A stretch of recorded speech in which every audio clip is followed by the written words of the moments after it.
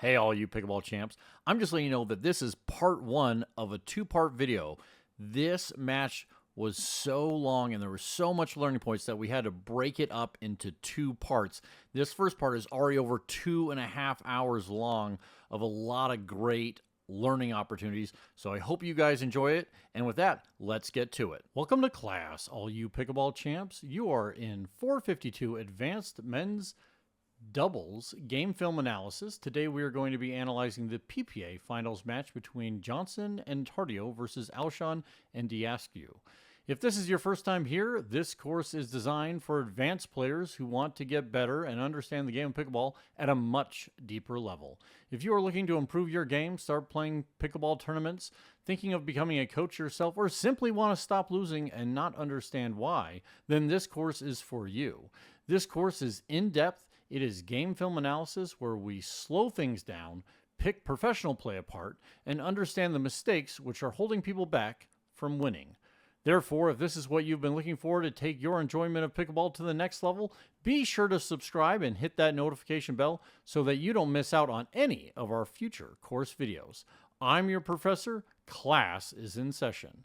Before we get started, I want to introduce all the players here on the screen for those of you who might not know. So let's pause this and let's jump right on in. Right here in the gray shirt and the black hat, that is J.W. Johnson. His partner is Tardio, the 19-year-old phenom. Back here in the blue shirt, who's the tallest player on the court, is Daescu. And Christian Alshon right here in the black shirt, black hat. Okay. With that, let's back this all the way up and dive on in on the first point. As you may know, we watch the point all the way through once, and then we back it up and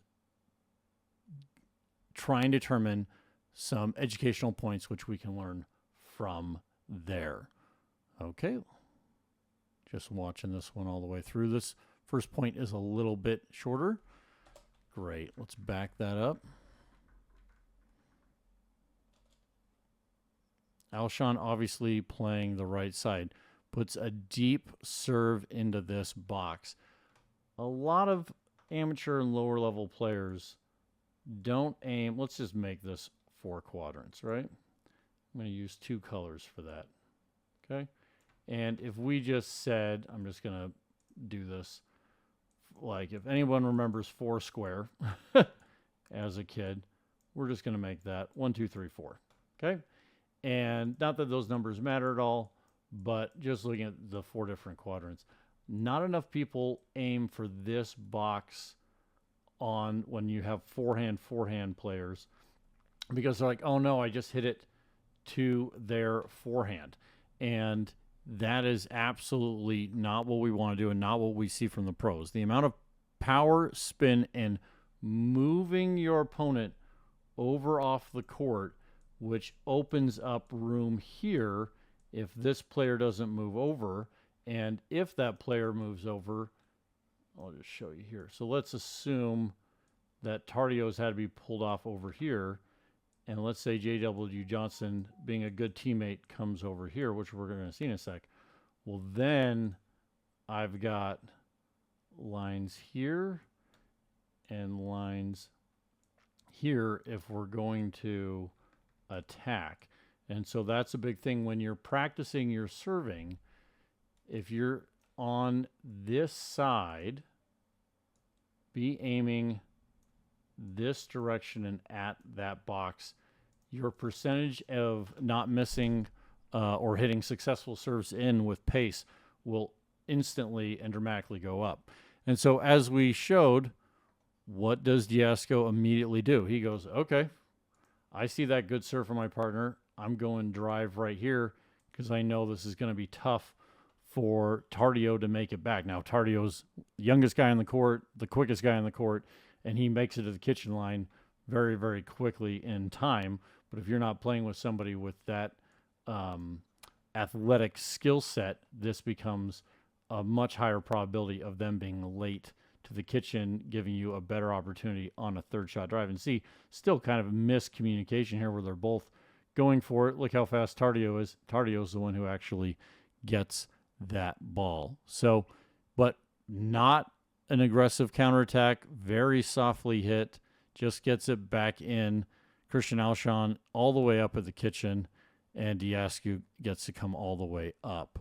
So the one thing that I do also want to point out here is look how early Christian Alshon sees he's not hitting this ball. He determines that about right there. The way I can always tell that is I look at the person's feet, and when they start to move, see how he puts that foot down and pushes off like a track athlete, and he's moving forward. So at point of impact, which is for Daescu's point of impact, Christian Alshon, I know basically his right foot is blocked by J.W. Johnson's head, but at impact right there, that's a little before impact, we can see that he's essentially at zone 2 already. And that allows him then, when he goes, oh, my partner's driving the ball, I'm going to take that extra next step, and he's almost to the kitchen line, applying pressure to not let them just counterattack this. And that's actually what makes Daescu's drive better and stronger is Christian Alshon's body moving in. And the thing that I also really like about this is Christian Alshon is going here because he knows where his partner is going to drive. A lot of times what happens to lower level players is someone gets this ball here, like Daescu, let me move it. So Daescu's hitting here, and they go here. They're like, I always want to go middle. Well, once again, Daescu did go middle. Middle is wherever the between the two people are. This is not always the middle. And so Daescu he drove middle. Let's just see that again. Look, bam, right between them. That's our middle. And that is based off of the court position. And so Alshon is closing off towards this. If Daescu, and I will be honest, I have a tough time with his last name, so if you hear me say it different ways, if from this point, if he had driven here, which is the farthest distance that he can hit it hard, once again, he has all this to really decide, okay, where do I want to put this ball? Anything on this side of this line, this out of bounds line is getting shorter because you got to get it up and over the net. And so anything in here, he'd most likely have to hit soft, or he would hit it out of bounds. And so this is really, anything in this triangle is where he can decide to hit. So once again, Daescu did have this choice. So, hey, I'm going to hit it over here, right? But he chose against that. And the reason why that's the proper decision in this is because as Christian Alshon tries to close off and make the court smaller and make the opponent essentially play skinny singles, if Daescu had driven to where I put on this red line, that gives J.W. Johnson, he can just counterattack on the angle.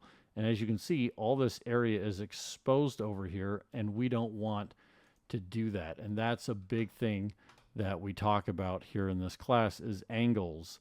And so this starting off is just a beautifully executed point for the first 3 to 5 shots. Now, very difficult for Daescu to get this ball. And what that does is it leads to, you know, just a standard offensive dink by Tardio. And Christian Alshon doesn't pre-move his feet.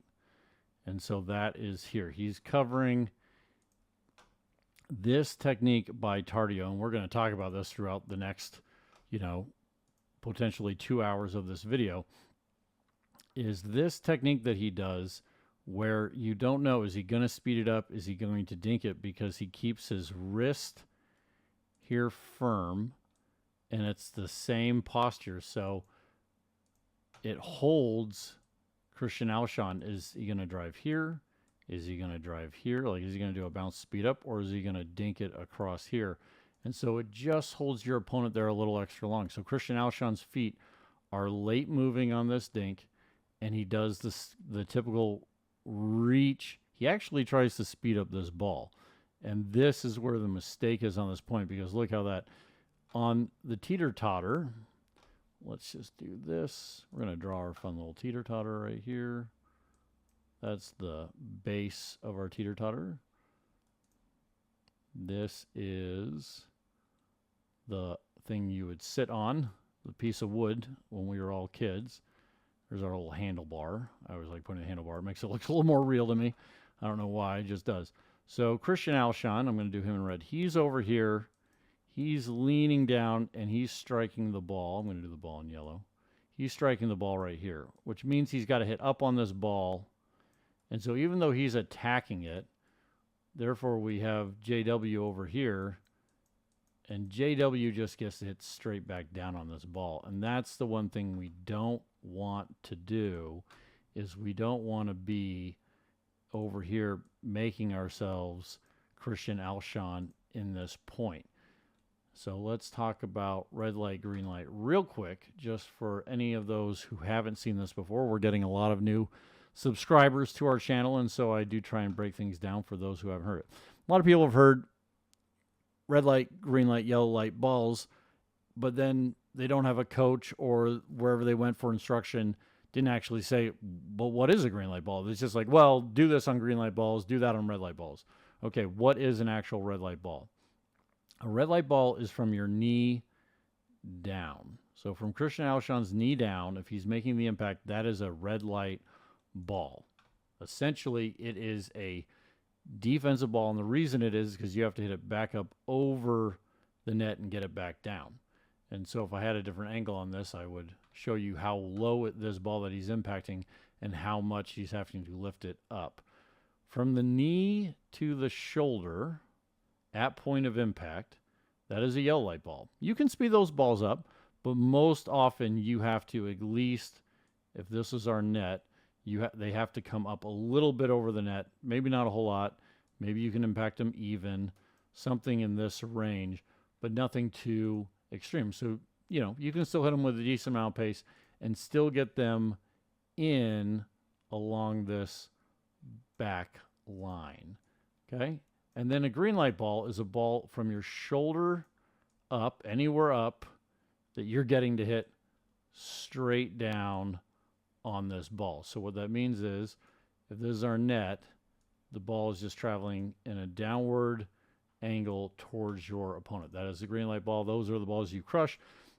That is the actual goal of dinking, is getting a ball that you're getting to attack on. So Christian Alshon here, because of his footwork, he goes and he attacks a red light ball, which you can't hit as hard, and obviously clearly didn't hit that hard. And J.W. Johnson basically doesn't have to do anything except, I'm just going to hit down on this ball and either get out of the way, but he doesn't have to get out of the way because Christian Alshon can't get his hands back in time to even keep this very short hands battle ready. And so the mistake really is realizing when you're getting a red light ball, this ball right here, nothing that Christian Alshon can do can change it from being a red light ball, because it is at the point of impact. And so one thing is, it's either move your feet earlier, anticipate and move your feet more so that the ball bounces and slows down, and then do a defensive dink and keep the point going, or he taking this ball in the air, which is the lesser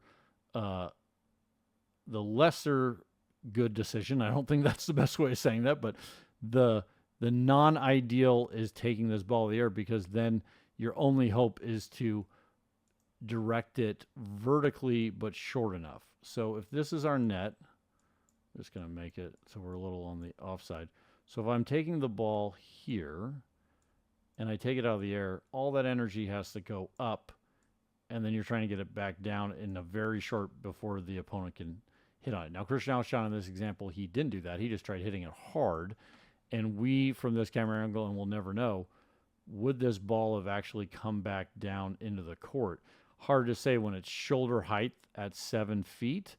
It may have even just sailed long, but obviously still easy enough for J.W. Johnson just to put it away. So a good point there. I obviously went through a lot on very few visuals, But let's jump on into the next point. And now we have Tardio serving. Like I said, we're going to watch this point all the way through. Okay, good point. Let's back it on up.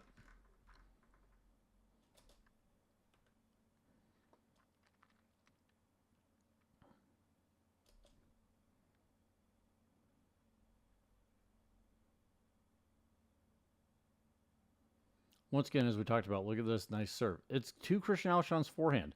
That doesn't bother Tardio. He's just putting it nice deep in the box, taking no risk, putting nice spin and pace on it. And look at that. Middle of the court return, nothing extremely deep, which gives J.W. Johnson any decision he wants. Does he want to drive? Does he want to drop? And he decides on the drive. And Daescu's very long arms easily gets over there. So I'm just going to do this. We normally talk about this a lot more in singles, but I'm going to talk about it right here. So from the returner's perspective, we always do it from their perspective. So this is going to be upside down for a minute. Let me do it this way. We break the court up into 4 quadrants. Okay. And from, once again, we are doing from the returner's perspective. Alshon is the returner. So this is upside down for you. That's A, this is B, this is C, and this is D. So if you ever have a partner and you go, hey, I'm going to return to the D quadrant, now they know if you guys are both watching these videos. These videos are normally pretty helpful to get you and your doubles partner on the same track. And so when Alshon, he returns it to the C, what does that tell his teammate right here? What does that tell Daescu? Okay, that tells him, hey, move over and get big. And because now from this point, the line angle, I'm going to erase all this. Let's go all the way to where the drive is. That's point of impact. Okay, as we just talked about the last time, from here, this is the farthest max point that Johnson can drive it. And here's the max point. Just going to put that right there. Okay. And so if Daescu stays over here, I mean, he's already got his foot on the line. And a lot of people, if you're playing out at a park or on a social game or something, you're going to notice that you return it down to the C quadrant. I'm just going to erase these. If you return it down to the C, and once again, I'm doing this based off of the returner's perspective. So this is still our C. That they are just standing. Normally, I'm going to do red. They're just standing over here. That's one foot. That's their other foot, and this is the middle of their body. They're standing over here, just like I've got my side of the court. I guard from this line, this way. Everything else is your buddy. But then you're wasting a bunch of your body over here where that drive is going to go out. And then you're sitting there going, why do I always hit out balls? The reason, if you find that you're always hitting out balls, is because you're not putting your body in the middle of where the ball can land in. And so right here, Daescu realizes where the ball's at and goes, oh, I can get even bigger this way, because if I move this way, I still have my backhand can still guard everything in here. So let's erase all this and move forward a couple frames. And as you see, he actually ends up post hit on the ball right there. We've talked about this in other videos, but ideally, the person on your team who hits the 4th shot is the person already up at the net. You want to get them as big as possible. And what does that do? That just makes it easier on the person returning the ball. Hey, they've already hit their shot. They've done their job. They've gotten it back. And what we want to do is then have our person already up at the net be the best soccer goalie they can and get that next ball, limit time on your opponent, and keep them back. And so this point, once again, working perfectly for Alshon and Daescu. Okay? JW really doesn't get what he wants off this drive. He gets a rather difficult fifth shot drop, but once again, he switches up and decides to go with the drop, but floats it with this cut. So the issue here is, and you see JW is one of the best players in the world, but this happened. He takes this swing slice motion, and the number one issue with that in comparison to proper technique, and we've had requests in our YouTube comments that people want us to go more into the technique on things, and our videos are already very long, but we're going to try and spend some time here on this, is see how nothing is moving through these frames of his legs, okay? And when you slice the ball like this is a very classic tennis slice, the ball rotation is back, right? And so what that does is it creates a arc of the ball that actually goes like this. It goes up and peaks and then kind of comes down. And so your window is extremely small of getting that ball. I'm just going to draw this. If this is your kitchen area, that it comes down at the right time because of this peak where it can get smashed. And so what we don't want to do is we need to get preset, and we want to use our legs and hold the wrist and hold the arm and take our body through it. I guarantee you we will see shots of that at some point in this match, so I'm not going to spend too much time on this technique.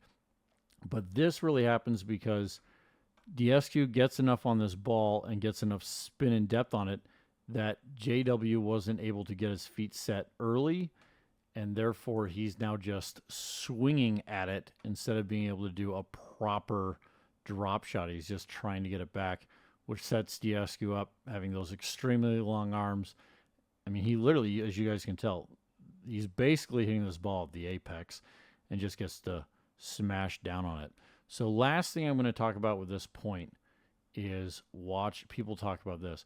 Well, I need to see if my partner hits a good drop. We have determined now, because we got to see into the future, does J.W. Johnson hit a good drop? He absolutely does not.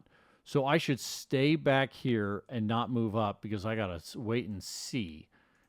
That is absolutely wrong, and that is not what the pros do. These guys have beaten every other team. This is the 4 best players on this weekend. This PPA championship was in Tucson, and look how Tardio moves forward. He won. It's not that he's even trusting that it's going to be a good drop. He's taking free ground, right? They can't hit the ball while the ball is on your side of the net, right? So all the time the ball's traveling here, he can take free ground. He didn't even have to hit the ball. And that, missed my eraser. And that is what we want to do. So he's taking ground, and then stops when the ball is crossing the plane of the net. Now he sees how high it is, and he kind of tries to jump back. That jump back actually exposed his feet more. If he had just stopped and gotten low, he may have actually been able to return this ball. It's still being hit extremely hard, maybe not. But this jump back, which is just human nature, natural, like, oh, dude, I don't want to get body bagged, is that jump back. But we absolutely, just like a soccer goalie, right now, Tardio is covering a huge amount of the court, right? From right here, it's almost impossible for Daescu to hit past him, to take a line like this or to take a line like that, because he is up here, where you'll see in some amateur play, someone drops a ball. Like, I'm just going to draw this right here. Let's say Tardio stayed back and this bad drop, and then the player up here just does a little cut shot and drops the ball right in here, and it dribbles over here. And you're like, and they try and sprint up, but they don't get it. And it's like, oh man, that shot's able because the person stayed back. And so what we want to do is we want to cut off the angles like a soccer goalie. And that's why we hit and improve, and we also improve anytime our team hits a ball. And so Tardio in this instance, it didn't work out. Still has the correct court position to give him and his partner the greatest chance of success. So, fantastic point. Let's move on to the next one. JW to serve now.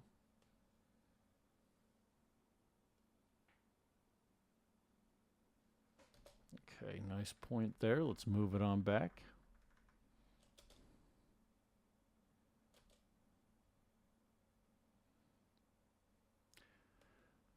So, I'm not a big fan of this runaround where Daescu is running around to his forehand. Now, he is like 6'6", 6'7", extremely long, has long legs, can cover a ton of court, and feels that he can, once again, he gets to the net. He gets there a little late, but still nothing to be too worried about.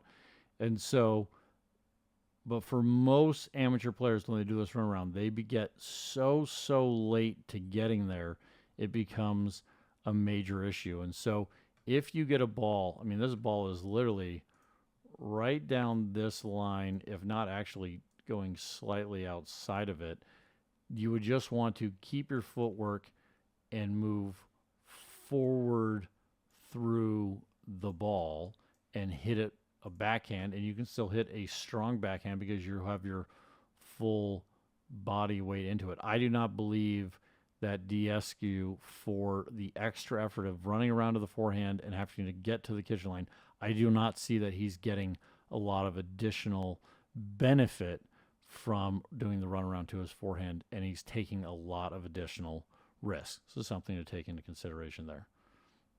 Okay, right here.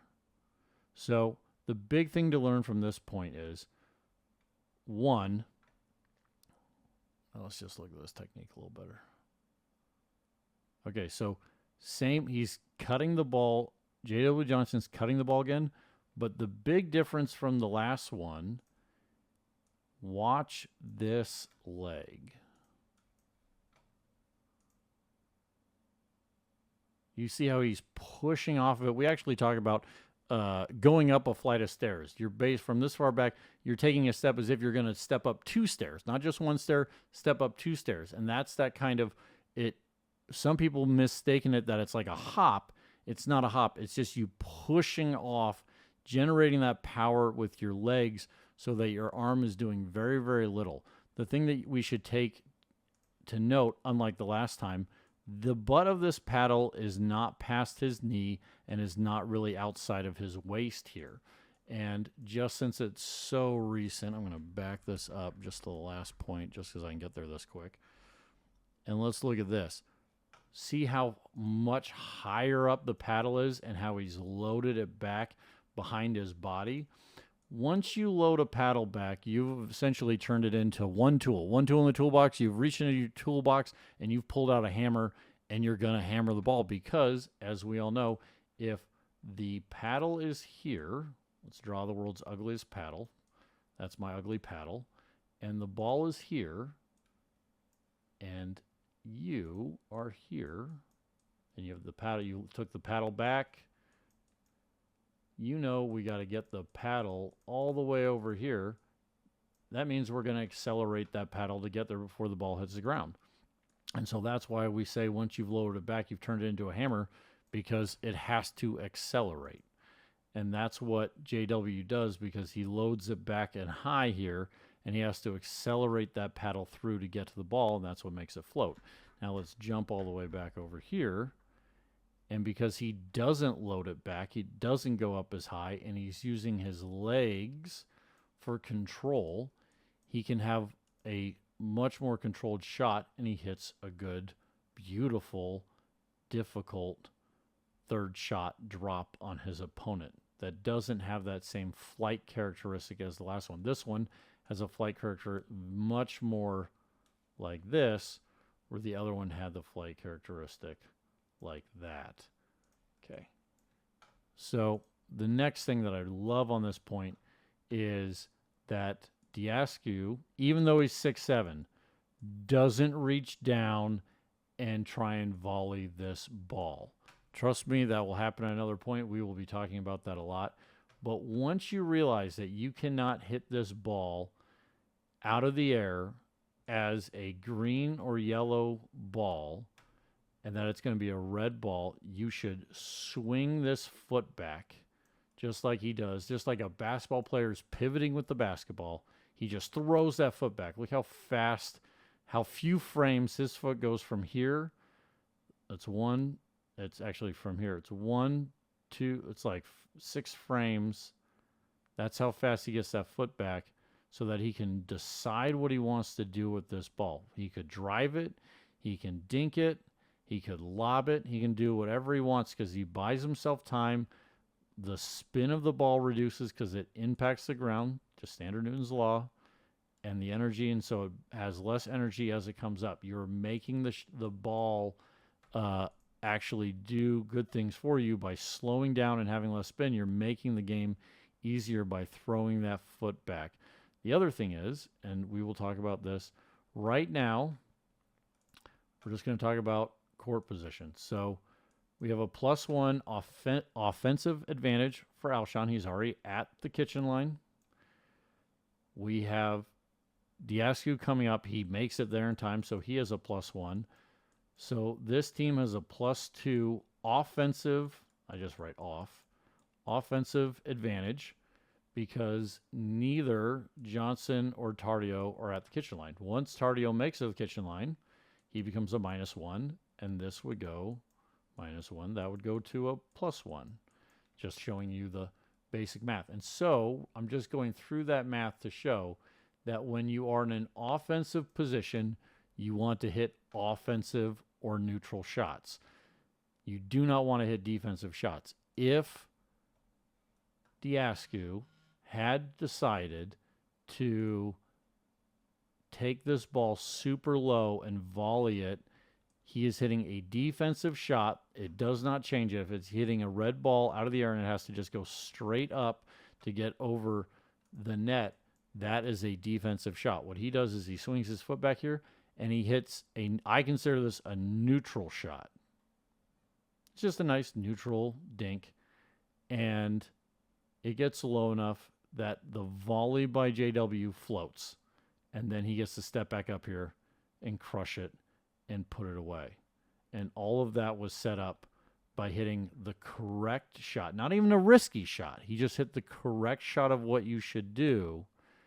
And as you can see, this volley is very risky. It's a defensive shot, and JW just chose to hit a defensive shot instead of a neutral shot, and it doesn't work out for him. Right now, like once again, it's basically we have a +1 by Alshon, we got a +1 by Daescu, we have a -1 by Tardio, and we have a -1 by JW Johnson, and so we're at 0. We are at neutral. Everything's neutral, and so we want to be hitting offense or neutral shots, and JW takes this. The only thing good that can come from this ball like this, right, is it either goes straight up, got to get over the net, and then lands short enough that he isn't able to attack on it. That's it. Anything else is exactly what happens. You have 2 options. It's very binary. When you take this low volley and just give it back, it's either going to be bad or it's just going to be defensive. And right here, it's bad. Okay, let's move on to the next point. Alshon's turn to serve. No one scored yet.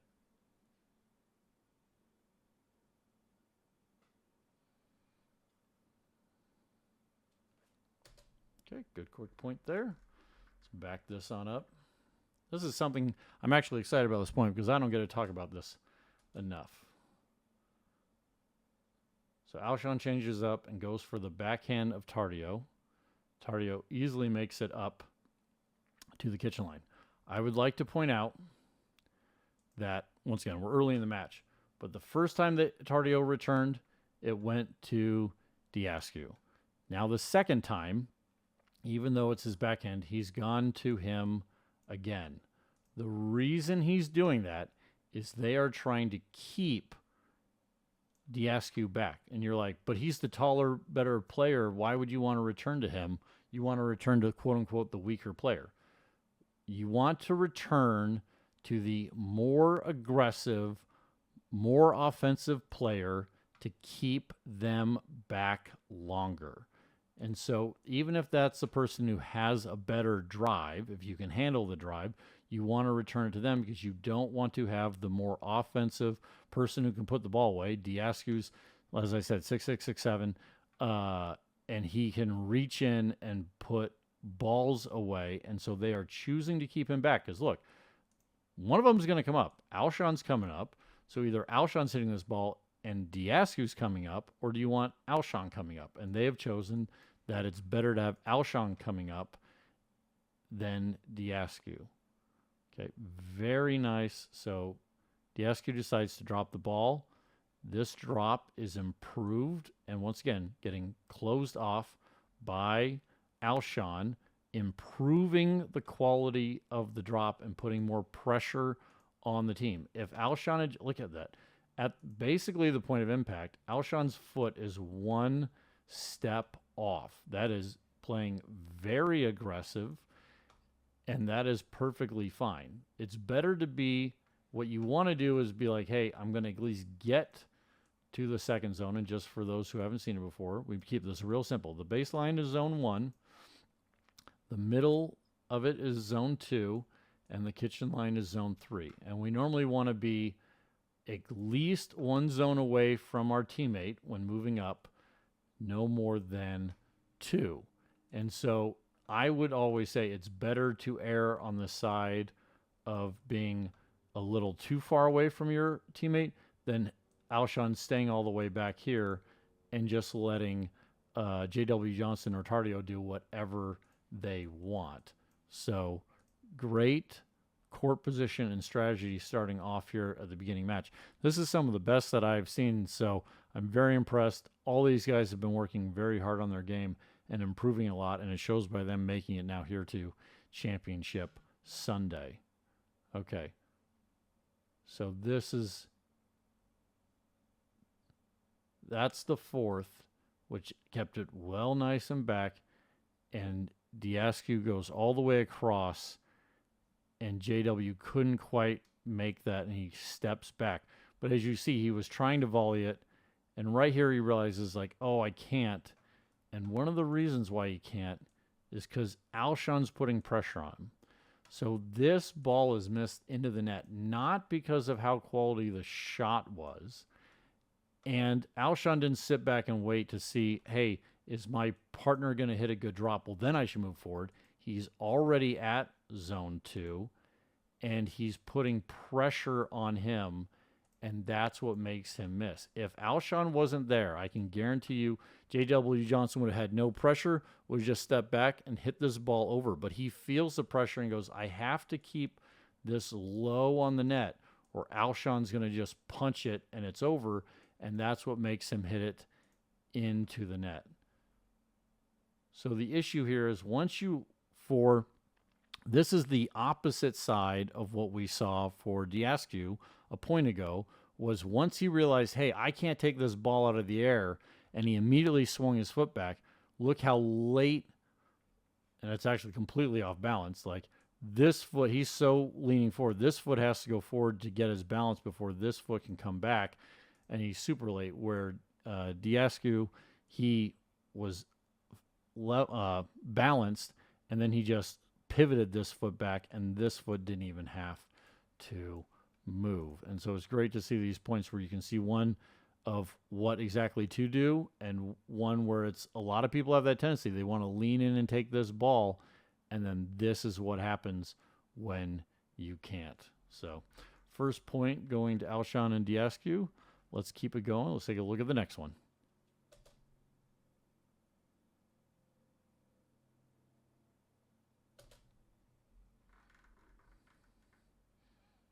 Nice serve. Once again, going to that outside box.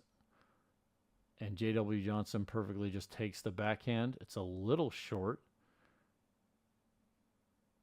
and it doesn't work out. And that's one of the things that we talk about here on this channel. There are other coaches online, all that kind of stuff, and they talk about get deep returns. It's all about get your deep return, get them way back here.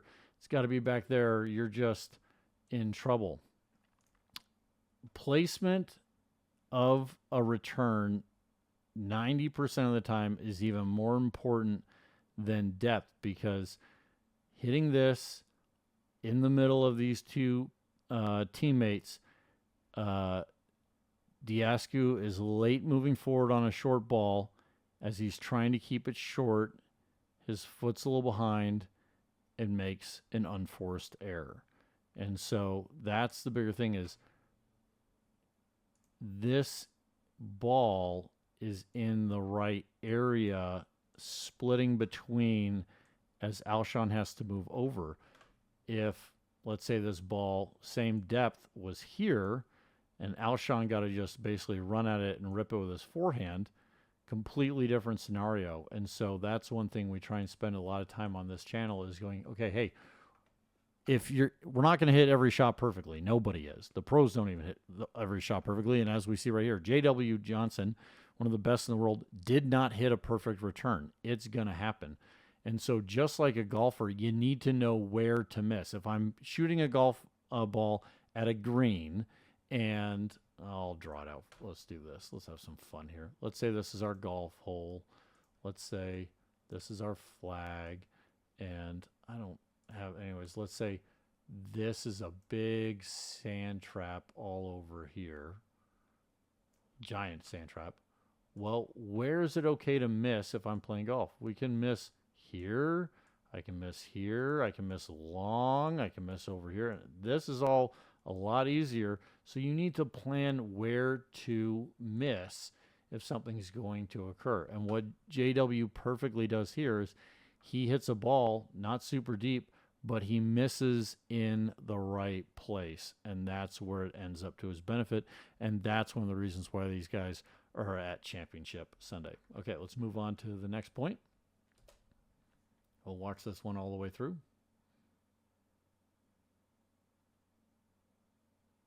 First time we're getting the other camera angle.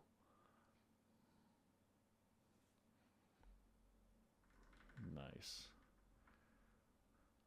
Let's back this all the way up.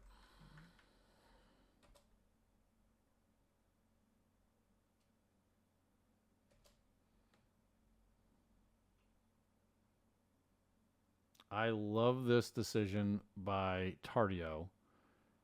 When somebody is coming across, once again, we've talked about it from the other side. So now these guys are our returners. So we're going to break this into quadrants. It's not perfect, but they have A, B, C, and D. You want to absolutely be aiming for the D quadrant when someone is serving and having to come across. You're going to their backhand, and as we just talked about, it literally doesn't matter if you hit it here, here, or here. Just get it over into the D quadrant, and you will have so much more success, because there's a couple things that does. One, it allows your partner to move way over and cut off a ton of angle. Two, you have a shorter distance because you're now getting to run up, and you only have to guard this line. Okay, and so let's play this out again. Daescu runs around that ball and hits the drive. I'm not super pro on that because it really opens up a lot of bad lanes for if it's not low. He does hit it low. He gets it into the body. And Tardio does not get a deep return on this. And so that shows the quality of Daescu's drives. They are impressive. And you can see why he's playing to his strengths. And right here, I love this. Alshon is prepared super early, stops early, keeps his dink in front of him, gets that wrist down, beautiful dropping dinking technique, and hits such a beautiful dink back over. And now we're getting into a rally. This shot right here, like this cupping of his hand max out, letting that ball drop is literally something essentially everybody has stolen from J.W. Johnson. I ever wonder if he's frustrated when he sees other people do his shots, which he's so famous for. This Tui spinning backhand, if you do not currently have this as part of your game, it has taken the pickleball scene by storm. Ben Johns now does it. JW obviously does it. And the one thing that it does is it puts so much more top spin on the ball that when it comes off the paddle, even if it's high and they take it out of the air, it is very difficult to control. And so JW just gets out of the way and that ball sails long. And the other thing which occurs, which most people miss, is look how low JW is. He's loading all his energy into these muscles right here, and he's firing with that leg. The arms are basically going straight up. The arms are just putting spin on the ball. His leg is loading up to give the energy this way, which also then moves him back to the middle. So look how early he is moved back. The ball, see how both his legs have come completely uncoiled, and he just took 3 feet back to the middle, which means he's ready and early now to get out of the way. If he didn't have all this stored energy and release it, and he was standing more vertical, he would still be here, essentially, and this entire middle lane would have been open, and or he wouldn't have been able to make the decision of, oh, hey, do I think that that's an out ball? And so that's one of his talents, but this is the correct form when hitting this shot. And so if you're out drilling with somebody and practice and just focus on what is my max amount of spin and moving my body on every shot. Do not worry as much about height because you're focusing on how much spin, how much height can I get on it to come down. Now, obviously, that's when you're just drilling and working on it. You want to know where your max is, and then you're going to, over time, bring it lower and lower to the net. Oops, my eraser didn't work there. And so I just want to show you, like, that ball does not go very high over the net. It's already coming down. Daescu has to hit up on this ball, and you're talking about somebody who is extremely tall and has a very long reach. And so that's one of the benefits of that shot is you're getting it to be going down, and he's then having to fight it. Because just in case you've never heard this or seen this, when you put topspin on a ball, they've done this with high-speed cameras. The ball is turning this direction, okay? For the ball to come back off of Daescu's paddle, he has to remove all of this spin that's going this way and then hit it with enough force that puts his spin back on it this way. And so what that occurs does is he is not getting as much spin because let's say you had a paddle and they do all the paddle, like this one's creating this much spin. If you watch the YouTube podcasts and all that kind of stuff where they review paddles. So if your paddle can put, well, I'm just going to say 2,200 revolutions per second of spin on the ball. Well, if your opponent put, let's just say 1,600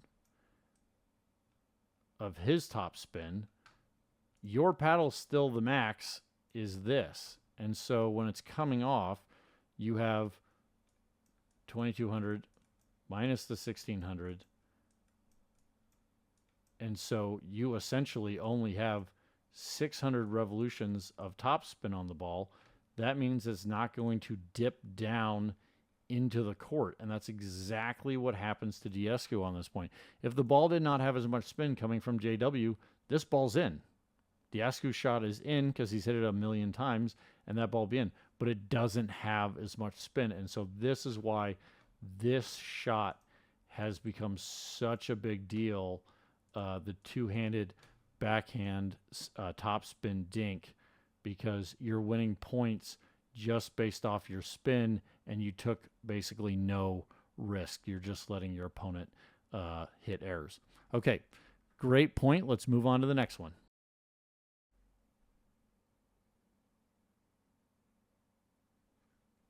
Okay, great point. Let's back it up and take a look at it. Right here with Tardio, I'm just loving on these serves how deep and aggressive he is getting with them, but he's not taking an over amount of risk. He's not taking his pedal off the gas to try and get to someone's backhand. This is just really great. The other thing is by going at Daescu's forehand, he is making Daescu stay on this side, right? And therefore, Daescu has a much longer, because he has to hold on the forehand to get all the way over here, because they know that they're trying to unwind the stack. If Tardio had gone down this route, you're letting your opponent just move this direction, and then I'm going to switch that. Let's try doing that in white because the court's so green today. Let's try that. See if that's a little easier for you guys to see. Yeah, I like that. Moving this direction, he would already be 50% of the way there before he needs to get to where he needs to get to. So that's just what I'm really loving about the serve situation and how Tardio is playing that. This is actually right here is the big learning opportunity in this point, is J.W. Johnson's runaround forehand, okay? And when you have a team unwinding the stack, like look at this. Right now they're lined up in I formation straight there. We want to put pressure on them. We want to take advantage of this opportunity. Now, preferably, JW would have driven it here, or he would have driven it over here, stretching the court. He goes right down the middle, which makes it too easy on Alshon for the backhand. But regardless, when you and your partner, and we were talking about JW and Tardio over here, when you and your partner know that your opponent is unwinding the stack, it is a good strategy to go for the third shot drive. Put them on pressure, see if you can get an easy win out of it, having them get an error, or they just miss a passing ball. You know, the other thing is when they're unwinding the stack, if your drive isn't as good, and let's say it's high, they don't have, their feet are normally still moving, and they will hit an out ball back to you, and so your error margin becomes greater of what you get just because of that. But here's the kind of the mini mistake. At the point of impact, Tardio is way back here putting no pressure up here on the line. And so what you need to know is like, okay, it's gone to my partner. We know we're trying to drive the ball. I'm going to assume drive, and I'm going to take ground and put pressure on the opponent, making it a much tougher decision of how they can bring the ball back. And so in this situation, where should we be trying to go if we were Tardio? What we want to do is we want to hit improve. We want to be closing off to this middle part. And so you normally want to have 1 foot about right here. This is where you're doing. You're trying to force your opponent to say, okay, if you're going to return, you better keep it over here to my backhand and then back deep where my partner still is. This is kind of the box that you give them. You're trying to make that as small as possible. And so with that, that is probably why JW drove the ball to where he did, because if he drives the ball any further onto this side of this line, he knows the deflection can get back behind Tardio. And so JW has done a great job. He's done his part. He hit a drive, he put it right, and he goes, oh, my partner is not anywhere near there. And as you can see, what Alshon's able to do, and this is the biggest part of this, Alshon doesn't hit that great of a volley. He deflects this direction. If, as we said, Tardio was here, that'd be right to Tardio's forehand, and Tardio would smash Daescu. And so Alshon's volley would have had to have been much better to keep it low and to this side. And so that's the big thing on why when you're doing a third shot drive, the most important thing is your partner and where they're positioning themselves, not actually the strength or spin of the drive. And then 2, on this point, the number one thing to walk away from this is you and your partner need to communicate and understand the strategy that is occurring when, hey, the correct strategy in this scenario is do the third shot drive 100%. They're unwinding the stack. They're in an I formation right there. Drive this ball, see what you can get. But your partner needs to not just be standing and watching you. This is where the mistake comes in, and therefore, very quickly here, just misses the fifth. Now, is Tardio very good? Is he a high-level pro, a phenom at his age? Absolutely, but this is what shows anybody. It doesn't matter how good you are. When you're getting a spinning, skipping volley, you literally, this is a harder ball to hit than the return was. This return is not moving anywhere near as fast, doesn't have as much spin if we did a third shot drop, and so now we have a harder shot we're trying to do. Both players are up at the net. Both of them are set. And so just naturally, you're going to miss more of these balls because you're having to place it perfectly. And so that's what he's trying to do. He's trying to hit it with such perfect touch and hits the top of the tape. So with that, let's move on to the next one. We'll watch this one all the way through. Nice. I like how we get the great thing about this game right off as we're getting into the early analysis of it is you see the improvements instantly when someone goes, oh, I made that mistake, and they're not going to make that mistake again. So great serve by JW here, pushing Alshon out wide. And what do they decide to do? They decide to stay, right? So they don't unwind the stack because of how good the drive was. Now, I don't know who communicated what on this one, but very clearly they talked because Alshon doesn't try and do anything, and then Daescu just gets ready for it. Okay. JW goes for the third shot drop, and it floats on him because Alshon didn't have to go all the way across the court. And here's the big thing. This ball, Alshon is teeing off on. I mean, he is just crushing this ball at Tardio. Okay? And with this, Tardio still gets it back, and then Alshon just gets a little ricochet off that and catches it inside the court. You know, no big, nothing you can do. And so here's the thing that I just want to show out. We're going to go back just a little bit on the previous point, just so you can see this again. Alshon doesn't get anywhere near the power on this ball. And so if, I think we can all see from the previous point, if Tardio was here, he would have easily gotten this volley back and probably been on the positive side of the firefight in comparison. Now let's forward it over here to Tardio almost gets onto the top side of this firefight after Alshon crushes this ball to him. And that's the only difference on that. So really good. Next point. It's great that we get to see kind of the back-to-back opportunities of when a mistake is made and how the pros instantly figure that out and adjust. Okay, moving on to the next point. We'll watch this one all the way through.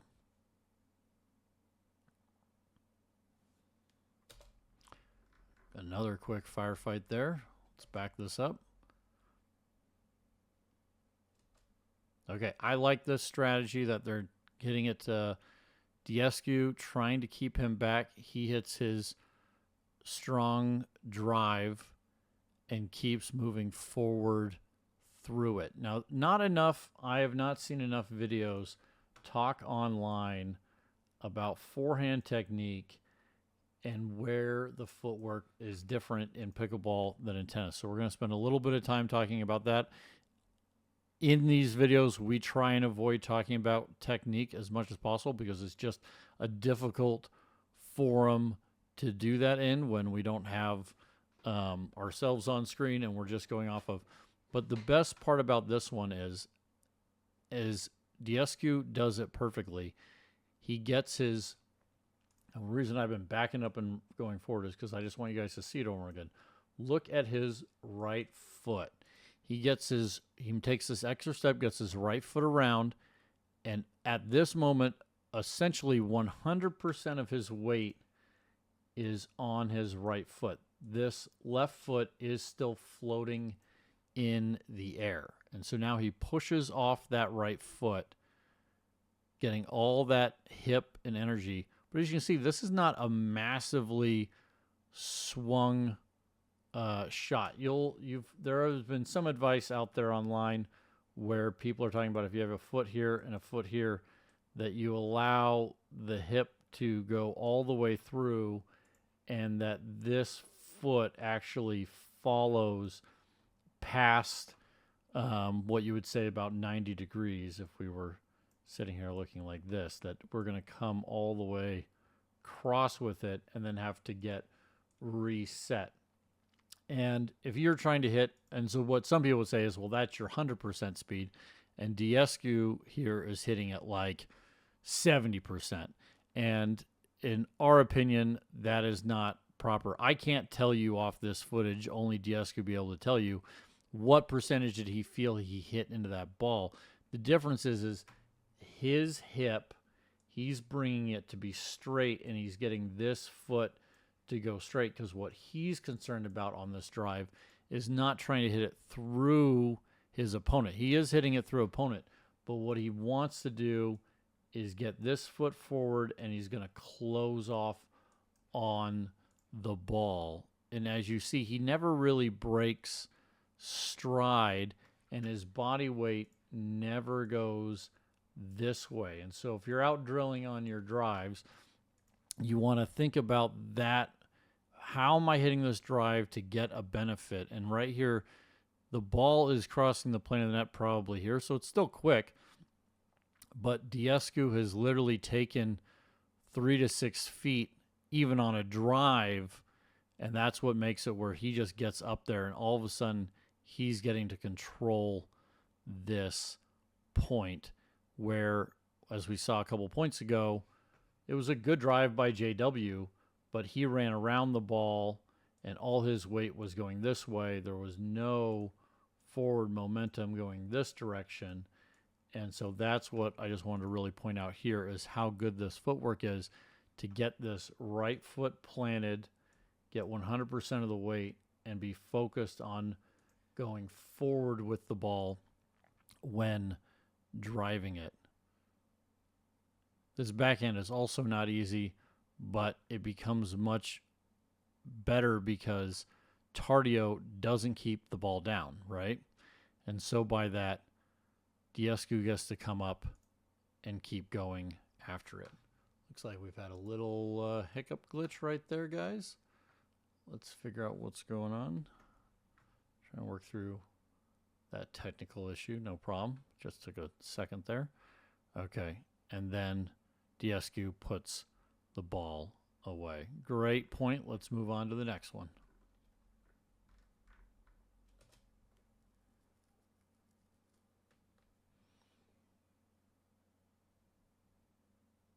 Going to watch this one all the way through.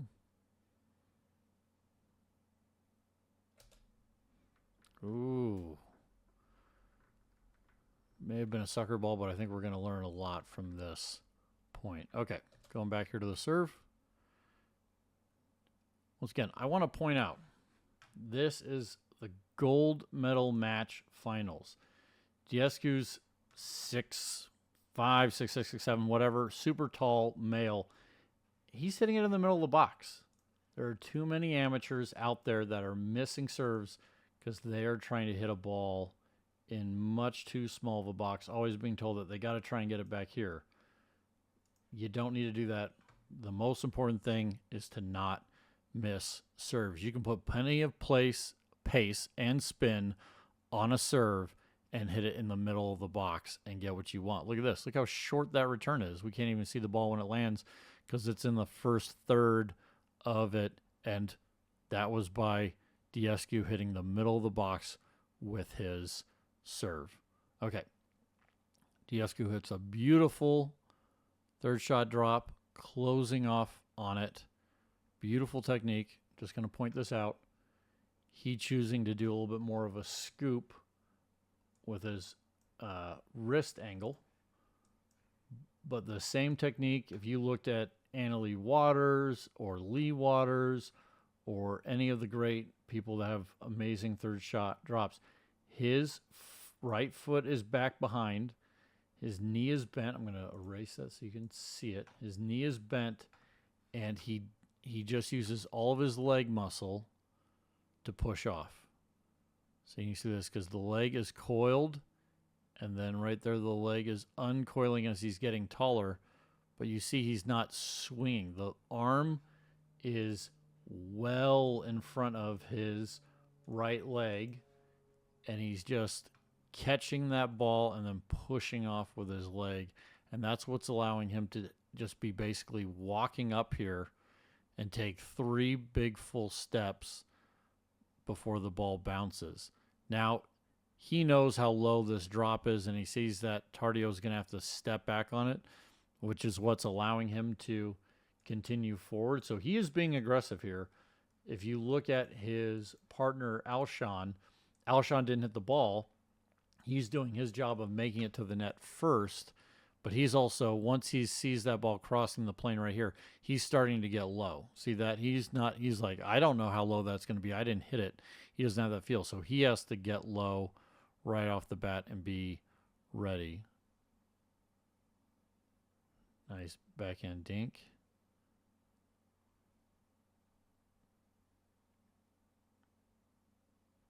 Okay, this is the shot we don't get enough time to talk about, but we're going to talk about it right here. Okay, so this ball, as everybody knows, is clearly, in my opinion, I think the angle's bad there if we go off that knee. So I'm going off this knee, and I'm going to say that this is definitely a red light ball, right? There, it's in that depth, obviously not the world's perfect camera angle. And just for those, if this is your first time watching, once again, shoulder to knee is yellow, knee and below is red. And so, as we can see, Alshon can't hit that hard. He doesn't, because if he did, it's sailing out. What Alshon is doing, and the reason he chooses to attack this ball, is he is looking at this paddle. And what is he looking at? People are like, are you just are you trying to figure out where it's at? Is it low? That kind of stuff. He's looking at, is the paddle below the belly button? And anytime the paddle, and when we say the paddle, what we're really talking about is the butt of the paddle. So if we had the butt of the paddle, you have the grip, you have the paddle, the world's worst paddle. We're looking right here at the butt of the paddle, because if the butt of the paddle is below the belly button, the person has to bring the paddle up to then attack down and through. And if you get pace on it when they got to bring the paddle up in an upward motion, what does that create? It creates pop-ups. The ball is going to go that way because the motion of the paddle is going that way. So one, you're likely going to get a pop-up, and two, if they got to get the paddle up to where it needs to be to come back down, more errors occur.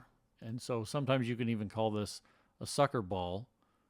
But what he's doing right here, look how low that paddle is of JW's. The paddle is below the bell one, and he tries, look how far he's like, I'm trying to get it up, gets it all the way up to his chest, even jumps to try and get it up there quickly enough, and then misses it, and it goes in the net. And so this is what, when some people talk about like, oh, take time away from your opponent, volley these, don't let it bounce and step back. This is what, unfortunately, too many coaches who are using shorthand phrases are trying to communicate. And it's not about taking time away and getting the ball back onto the other side. What it is actually all about is reading your opponent's paddle. If your opponent's paddle is down, attack. And that is a much higher level strategy. You have to have ball control. You really should be at a level of probably a 4-5 or above.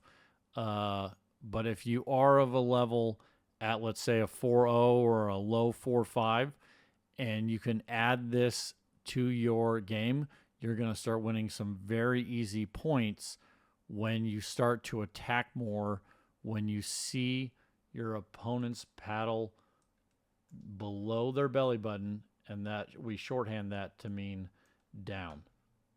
And with these players at this level, you're not going to see that in some of our other videos of lower level players.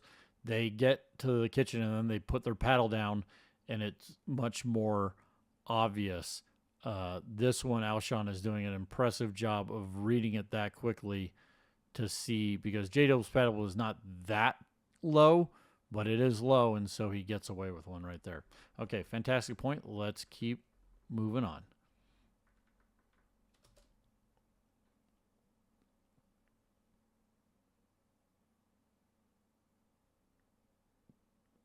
Okay, we just watched that point all the way through. Let's back it on up. Rather short point.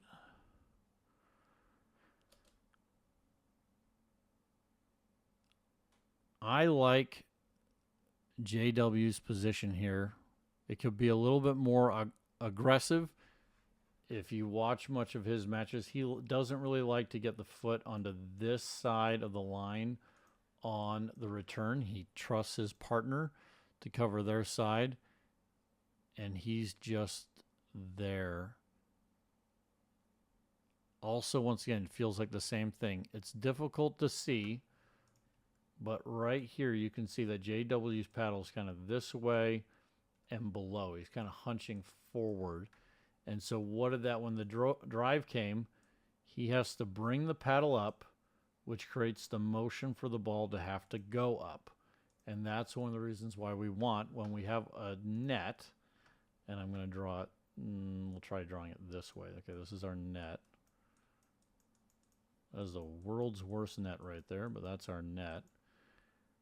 The net is our protector. Ball coming this way, anything that's below the net is in the net. We don't got to worry about that. And so what we want is, we want, we'll go to white. We want the butt of our paddle above the net. And then this is where people have conversations, and you can say what's most comfortable. Some people like having their paddle and having it horizontal to the net, which we're fine with. The big thing is the butt. And then some people like to have the butt of their paddle and kind of at a 45-degree angle. This is not something we're going to sit and have endless debates of what the micro percentage are. That is a comfort feel of how you feel when playing. The thing that's not up for debate, because we have it here in slow motion, is when the butt of the paddle is here and the paddle is either facing down, or the butt of the paddle is below the belly button. There's our little belly button on this person. When it's below that, even if it's horizontal, but if it's below that, both of these have to come up to get to any ball, because the only thing that that paddle could do anything to is it would be a ball that's already going into the net. So this ball goes over, and as you can see right here, that paddle is going up. He got it loaded below, and it goes up, and that creates that pop-up. Such a big pop-up that it flies all the way out of the back of the court. And that is only happening because of where JW's paddle is. Okay, quick point there, but a very important learning opportunity. I really hope you guys take that away and helps your game. Let's move on to the next point.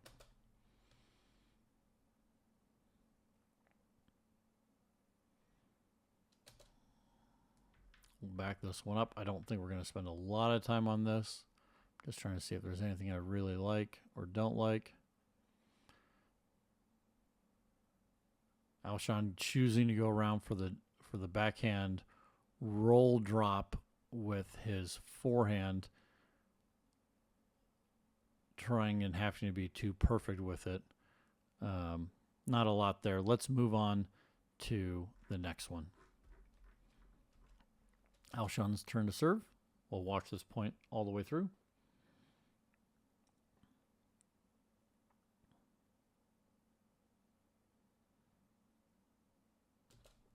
Another good point.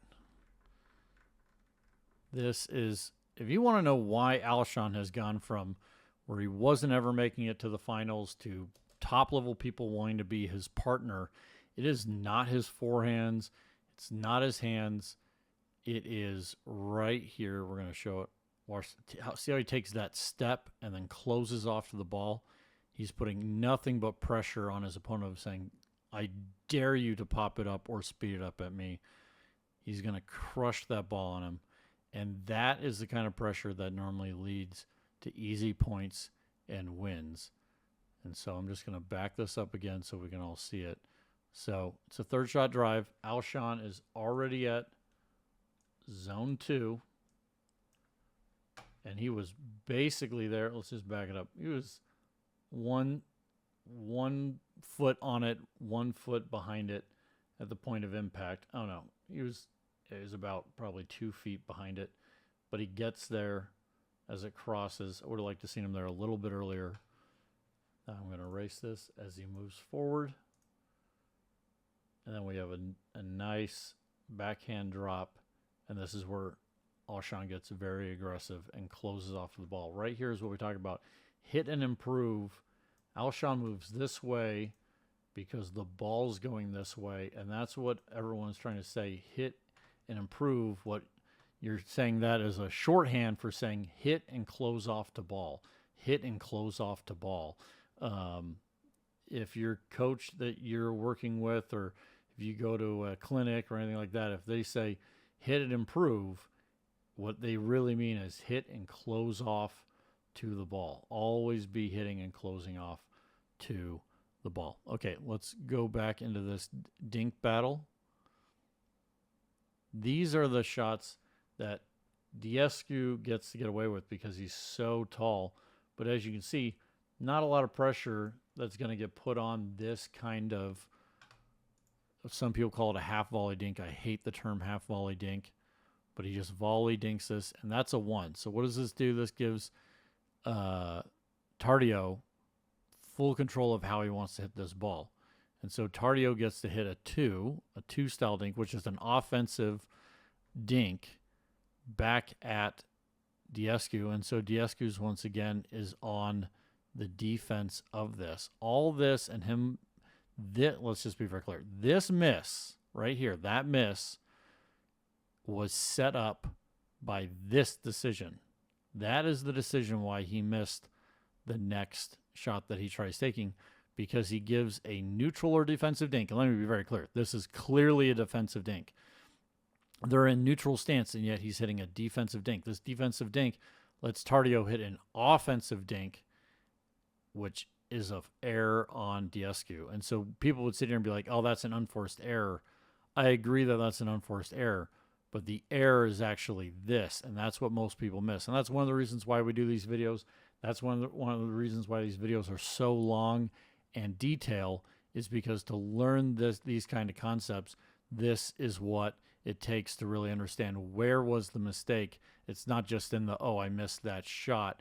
If we can remove the earlier mistakes, the earlier mental errors, the earlier bad habits, you'll start winning much more points. The game becomes a lot easier.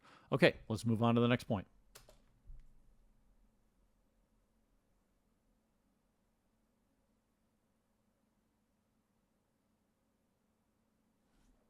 Good point right there. Daescu clearly didn't want to be passive during this battle.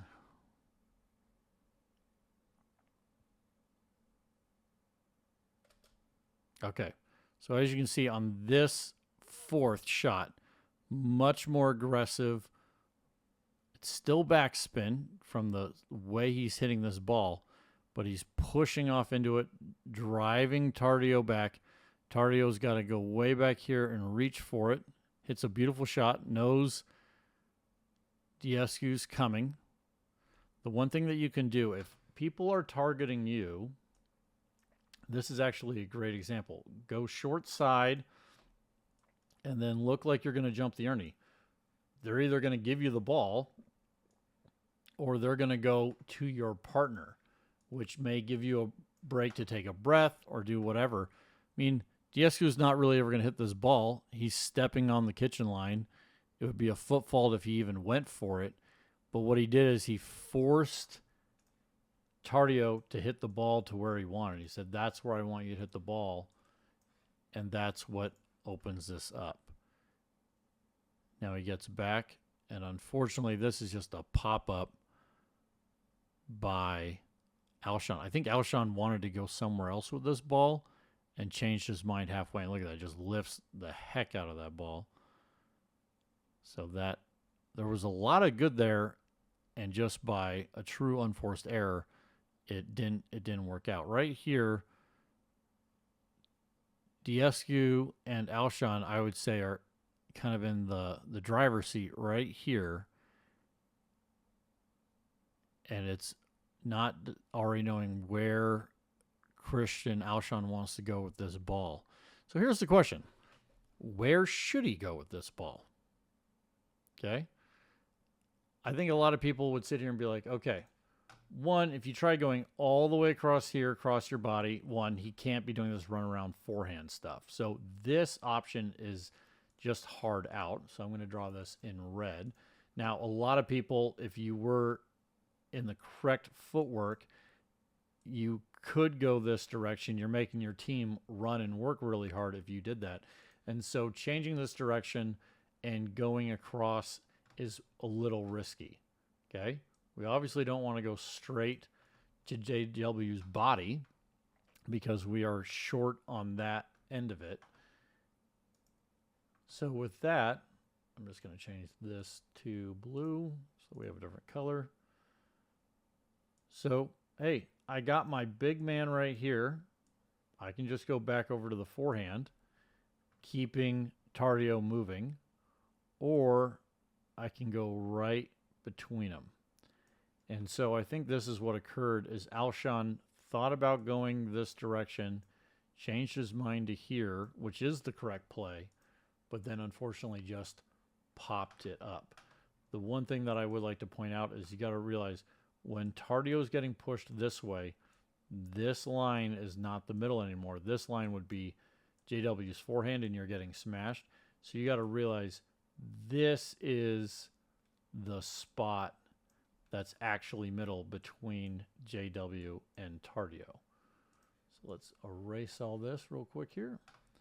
And we're just going to go forward a couple more frames and see that ball goes to the exact wrong spot. As we talked about, it's either here or it's here. And unfortunately, the ball went here. So sometimes everybody's human. We're not watching four robots playing. Everyone's human. Everyone makes mistakes. And Tardio takes advantage of that and puts it away. Okay, great point. Let's move on to the next one. We'll watch this point all the way through. Quick point there. Let's back it on up. Another good serve by Tardio. This is a strong choice by Daescu, who decides to go all the way across to the D box. This is taking a big risk for normally not a lot of reward. And so just for those, reminder again, when I say the D box, what am I talking about? And so this is from the returner's perspective. So this is their A, this is their B, this is their C, this is their D. And he decided to go all the way across over to the D, trying to get it onto Johnson's backhand. Sometimes you do that. Here's the one big benefit. Even if you don't get it all the way over into here, but you get it into this zone, the one big benefit, if your partner is struggling up here to handle thirds, especially on drives, taking it into either of these zones gives it a more straight on ball for them, and they will more often be able to at least block it back. Now, does that make it more difficult on you, the returner, and how much zone you're going to have to cover here? Absolutely. That does not make it easier on you. But if you are the stronger player, you can make them where your partner is basically just having to guard this line. You turn them back into the blocker because of where you put the ball, and that's something that you want to take into account. And I don't know if at this early stage in the game Daescu is thinking that or seeing that, or if he just really wanted to get it over to Johnson's backhand, because Johnson's third shot drops off of his backhand slice have not been very good so far. And once again, right here, he floats this one, and Alshon takes advantage of that with a nice backhand flick roll right there and gets it right into the feet of Johnson. Johnson's split step is late, and this is what we talk about all the time, and the footage never lies.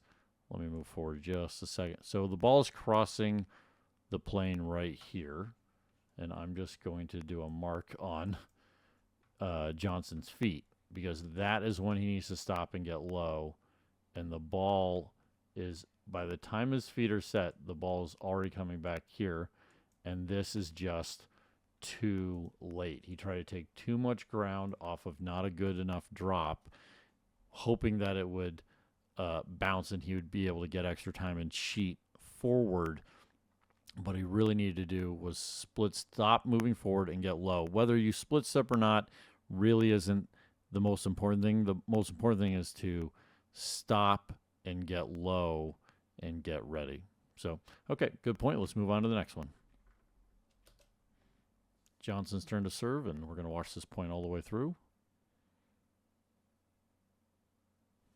Okay.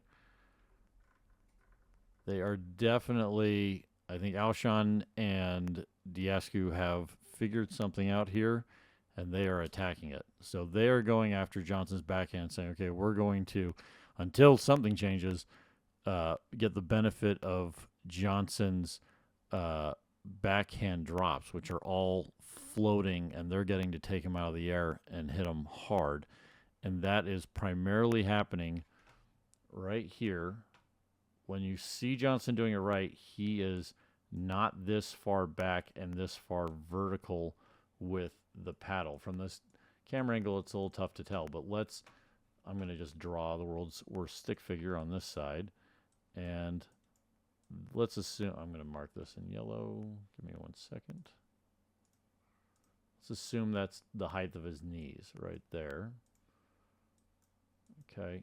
The paddle is coming up, like the paddle is up here, a huge distance vertical from where his knee is. And what we want to do is keep it in front and low so that we are just pushing up on the ball. So now what he's doing is he's having to swing down and open the paddle face. So he's complete slicing this ball.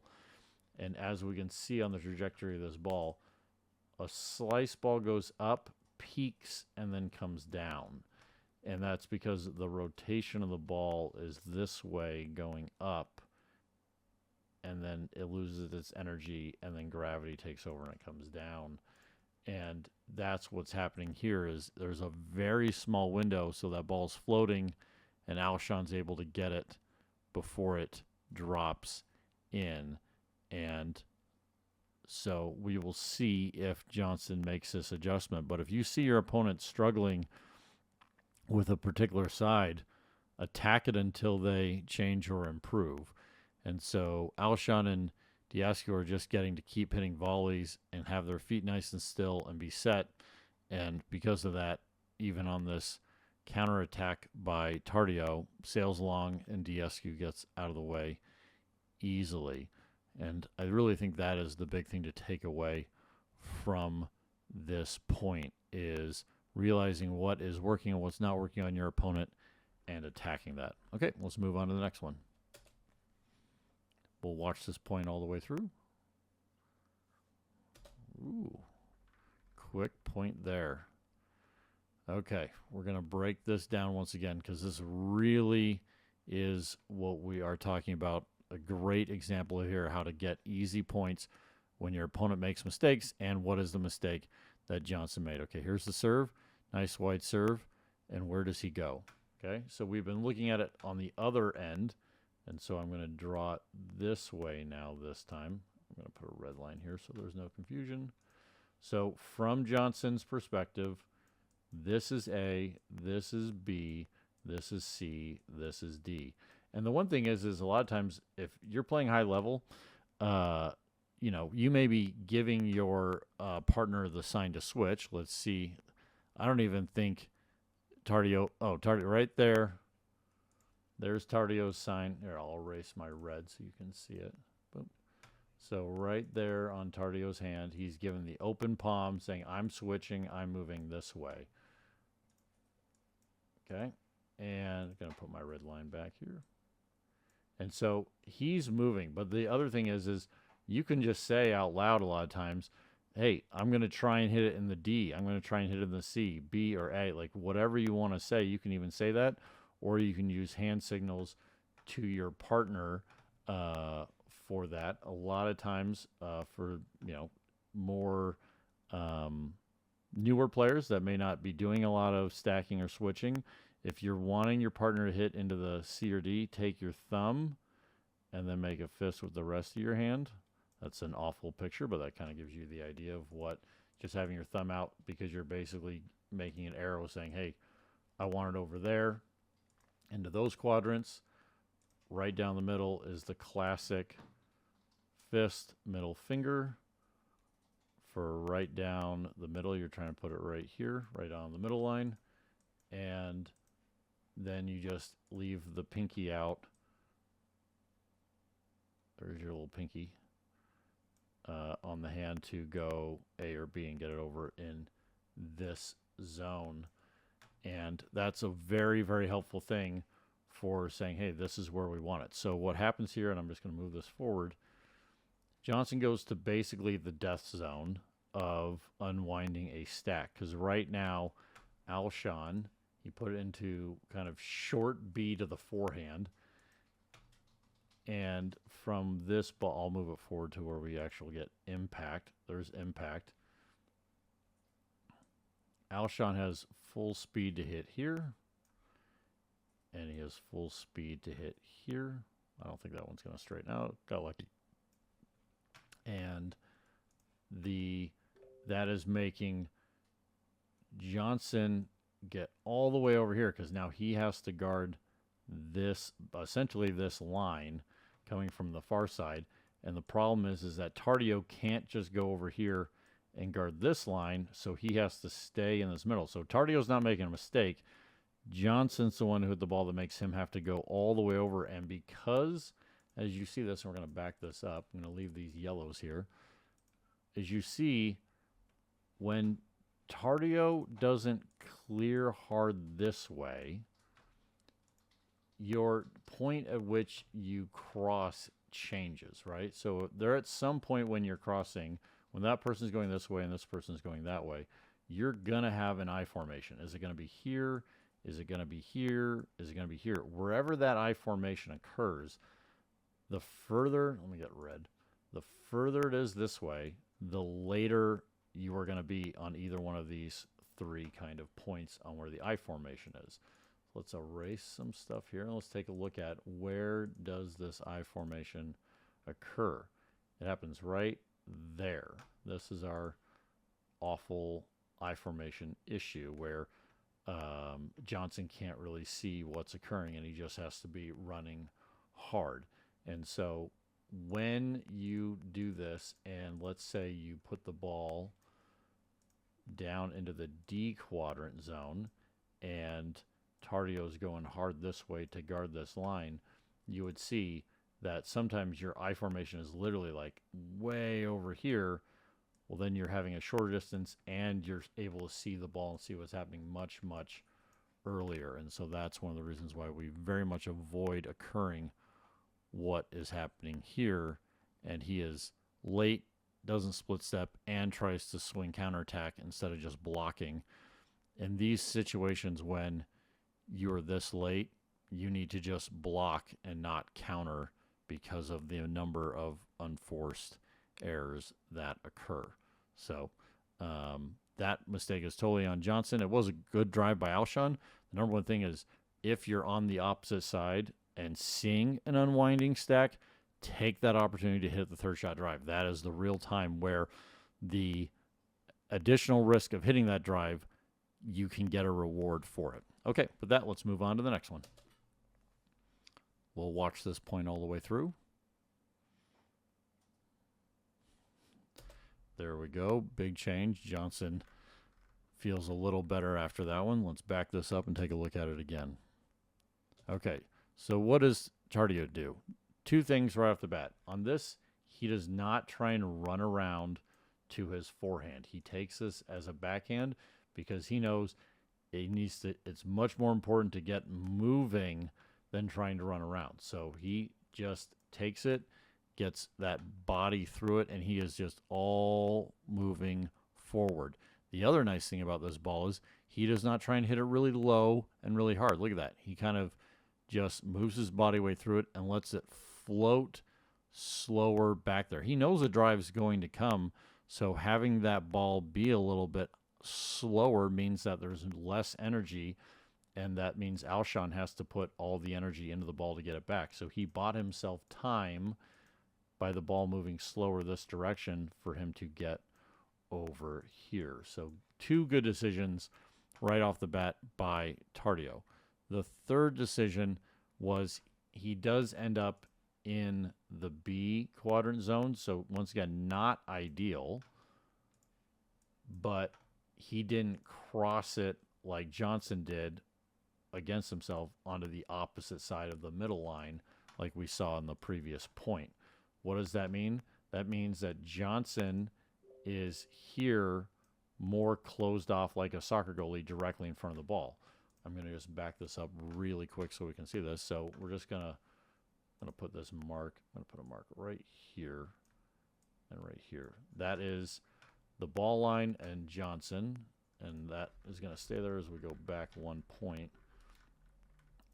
As we see this, it's you're like, man, that's really close to the same. It's just slightly different. The difference is he crossed the line and the ball would have been here and here for if Johnson had hit the ball this way onto that side, and then they most likely wouldn't have had that error. And so that is 100% on Tardio, making it easier for his team based on where he hits his return. Let's once again point out, this is not a super hard return. This is not a super deep return. That's middle of the box, and it's going to get driven, and they're running through the I formation. But because of where Tardio put it, he gave his partner a much better chance of success and decreased Alshon's ability to attack him as he's having to still come across. Johnson reaches out. Great job. Alshon pops that up and gets body bagged. I don't think I've seen a time in a recent finals match that's a better example of you need to stop moving forward when the ball crosses the net. Look at this. Alshon just goes full bore, and then it's like, oh no. If you are moving forward, you can't get out of the way of an out ball. This ball's clearly out, and Alshon can't get out of the way. And that's one of the reasons why we always stop when the ball is crossing the plane of the net, because you got to be able to get out of the way. And if your feet are in the air or moving, you can't then get out of the way. So a little fun finish to that point. Let's move on to the next one. I like the replay right there. Okay. We'll watch this point all the way through. Quick point again. So I don't really like this strategy, especially when you know your opponent is trying to unwind the stack. Daescu goes after Johnson's backhand and makes it a much easier situation. He's way over here now. He only has to get over to here on this, and the backhand, Johnson does a much better job of, oh, I made that mistake the last time. I'm going to get it over into the C or D quadrant, basically right down the line between the C and the D. And therefore, Johnson doesn't have to travel as far. And the big thing that you can see is how much further Tardio is this way on that ball, which really helps out here. And once again, if you were looking at this ball I guarantee if we had the software when it's like, okay, what's a short return? What's a, mid return? Ooh, there we go. And then what's a deep return is everything kind of past, wrong color. Everything past that is, this is considered deep. This blue in here is considered mid, and everything up here in the yellow is, short, shallow. And that ball's essentially a shallow, short ball. But when you're unwinding the stack, it is much more important the directions this way, left and right, horizontal, than it is in the vertical of how deep the ball is. So that's just something I really like to point out, because that's normally why people are like, man, I try stacking, I'm just getting crushed. It's not working out. Why is it so hard? How do they do it? Why is it not working for me? And that's the big difference. Because even on the short ball and getting driven, Johnson, easy forehand right into Christian Alshon. I was just looking at this. I feel in this scenario, when your team knows they are trying to unwind their stack, okay? So Alshon and Daescu basically at this point are driving every third. It's very clear. You're going to drive every third if they're always unwinding the stack to put pressure on them. You're going to take that risk. So if Alshon knows that, he should have left earlier, much, much earlier. I just want to back this up further. At this point, Alshon knows he's not hitting that ball. It's very clearly where that ball is going, and especially by here. You see Daescu's right foot is pivoting to get around this ball this way so he can hit it with a forehand. So if Daescu's already moving that foot right there, Alshon knows he should be moving forward. And the problem is he takes one step, and he's just too slow on it. And so, as you can see, he is here on the counter. And the problem with that is then the ball wants to come down to the net. The net is too, quote unquote, tall, and is made taller by you being further away from it. And so if he had gotten all the way up to the kitchen line, I truly believe his hands are easily fast enough to handle that counter and hit it over. So that's really on not executing the strategy you and your team have put in place of what you're going to do and what you're going to try and do by not getting to where you need to be. Okay, good point there. Let's move on to the next one. They went away from the serve part, so we're just going to start right here, and we're going to watch this point all the way through.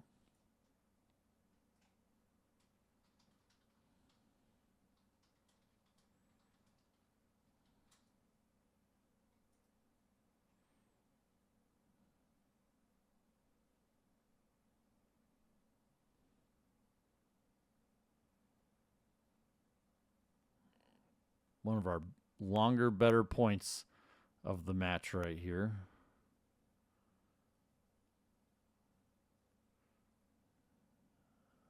Ooh, you saw a couple dinks get a little too high. You knew that the battle was about to get heated up. Let's back it all the way up. I think there's going to be a lot for us to go over in this point. So as I said, we're starting right here because they went to look at the crowd. That is the return.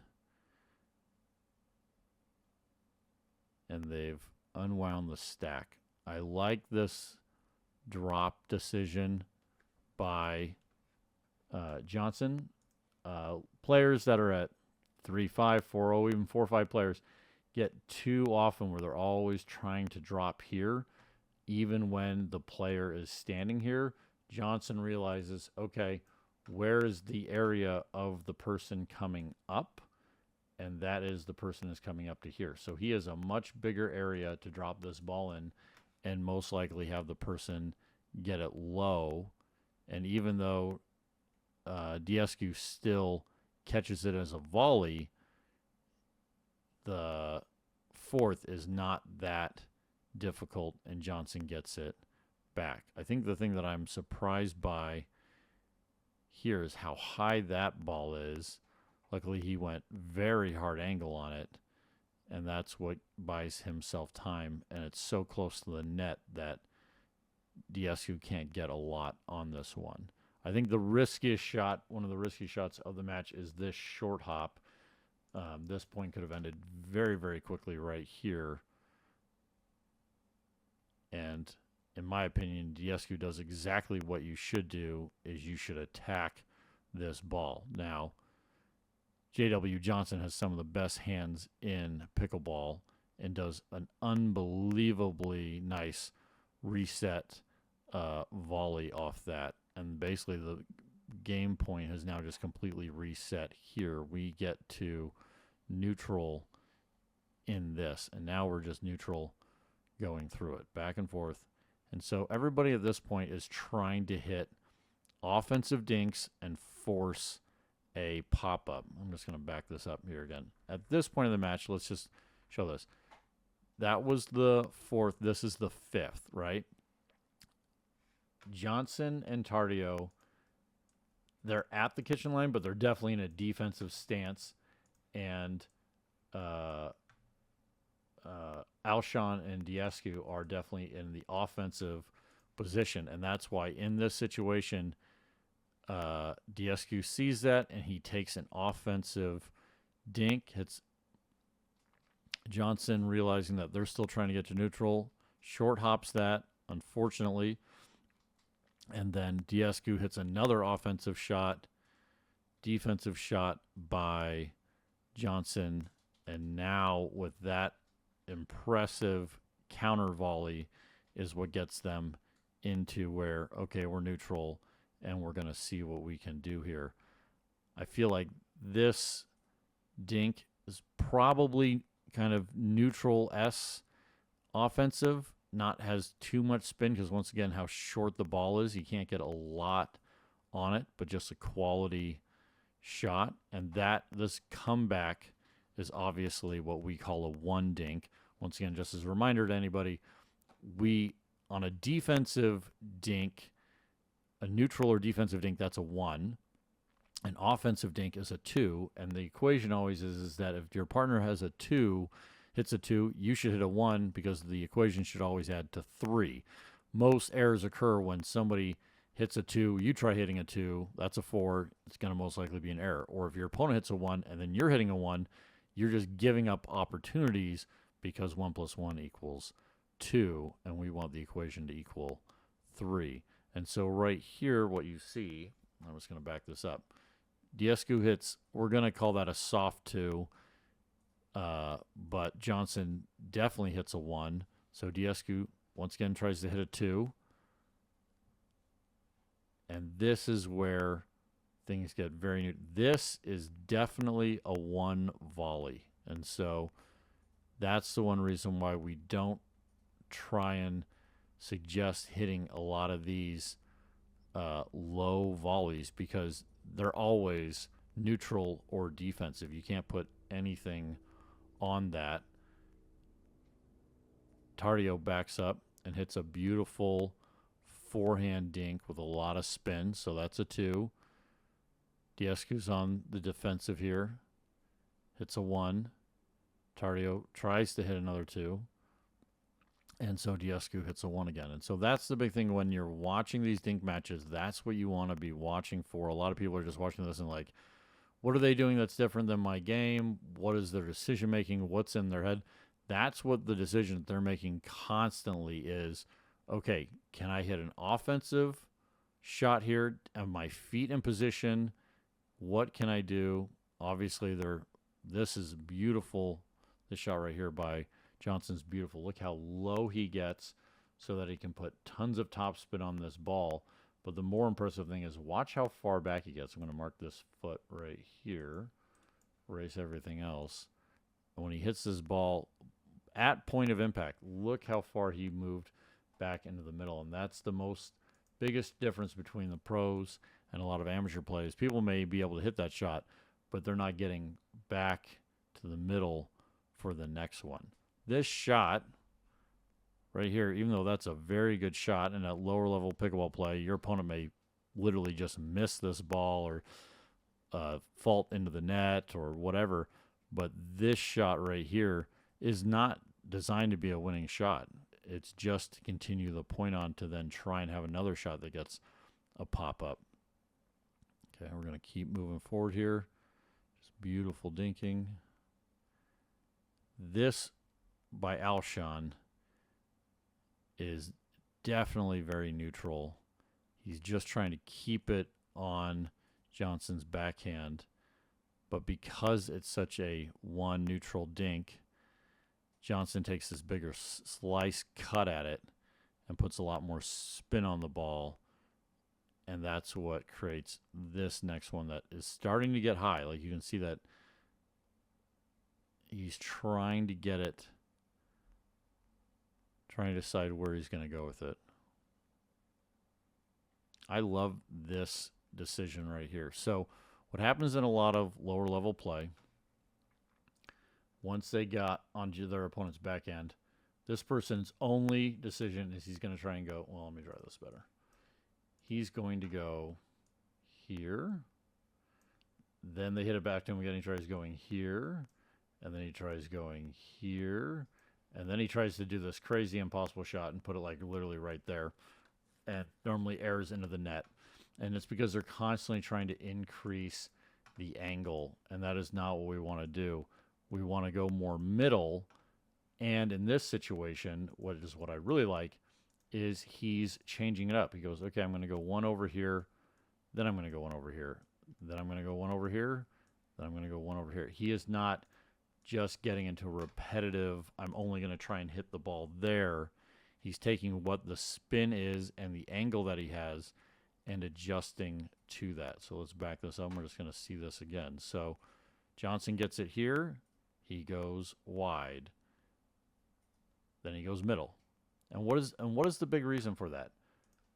He's making his opponent keep moving his feet. You can wear your opponent down, and they will literally make errors just because they should have moved this foot or they should have moved that foot. And so if you make them move their left foot once, and then they got to move their right foot the next time, you'll see in lower level play, and we do some videos of those, that your opponent will move his first foot good. The next foot he will not move because his weight is still sitting on that leg. He doesn't have even balance, and therefore this foot doesn't want to get picked up. He leaves it short, tries to short hop the ball right into the net or a pop-up, and that's what he's doing. So right here, I'm just going to back it up again so we can see it. So we go out there. Daescu chooses to short the ball, which is also taking a risk, and they're getting a neutral dink. They changed on where they're going at it. They go back, then they come back this way. Daescu moves his foot and takes that one. Then they go back to their foot. So you now see that what they're doing, and this is what we talk about why this course, 452, is higher level plays, because we are analyzing pro level, and Daescu makes this look easy. And that's why if you're watching this in real speed, you'll most likely miss this. But he moves this foot back beautifully, and then what does the opponent do? The opponent then tacks the other leg and is saying, okay, now you have to move this leg back and get reset, which he does. And then they go back. What leg, if Alshon didn't take this ball, what leg would Daescu have had to move? Well, then he would have had to do the opposite leg again. So you're not changing a huge area of where the ball is at. And then right here, okay, I got this ball. What are we doing? We went back at Daescu's left leg. We're not trying to get this crazy angle where we're hitting the ball off the court. We're taking all this risk. We are always aiming the ball at our opponent's feet. We're just changing which foot we are attacking. And right here, Johnson goes back middle and can easily counterattack this attempted speed up on a low ball because his body's in the perfect position, and then they just put it away. So the mistake in this match is, I don't think you could say anything more but patience. This is Alshon thought he saw this was going to be a little bit higher, didn't have the patience, and decided to attack on a ball that wasn't optimal to attack to. The one thing that Alshon did do good on this ball was he attacked straight on, so it's not a huge mistake. It was a calculated risk that didn't work out. But this ball, most likely Alshon shouldn't have attacked not in a great position for this attack, and therefore it doesn't work out. The one thing that you also got to realize in a hands battle, and if you're playing at the level you should be playing at, so if you're playing 4-0 pickleball, you're playing 4-5 pickleball, or whatever level it is, if you're playing with people that are equally matched as you, a hands battle is a coin flip. And maybe it's 55 you, maybe it's 45 them, whatever, but it's essentially a coin flip once you get into that. And that's what occurs a lot of times. So when you're making the decision of saying, okay, I'm now going to, this hit is you are saying, okay, time to flip a coin and see if we win, you are most likely playing down to your opponent than having more patience and saying, no, I'm going to wait till I have something that's a put away ball and I'm not starting a coin flip. Alshon right here with this flick says, okay, coin flip time, and the coin flip didn't end in their favor. Okay, let's move on to the next one. That was a fantastic point. Okay, Alshon's turn to serve. We're going to watch this point all the way through.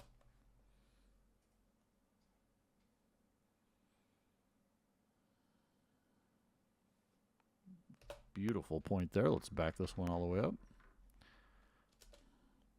Oh, and I apologize that I said this is Alshon's turn to serve. Johnson served. Alshon's returning. The graphic there got me in late. Just wanted to clarify that because this is Johnson's third, which he is getting a little bit more warmed up and getting these more accurate.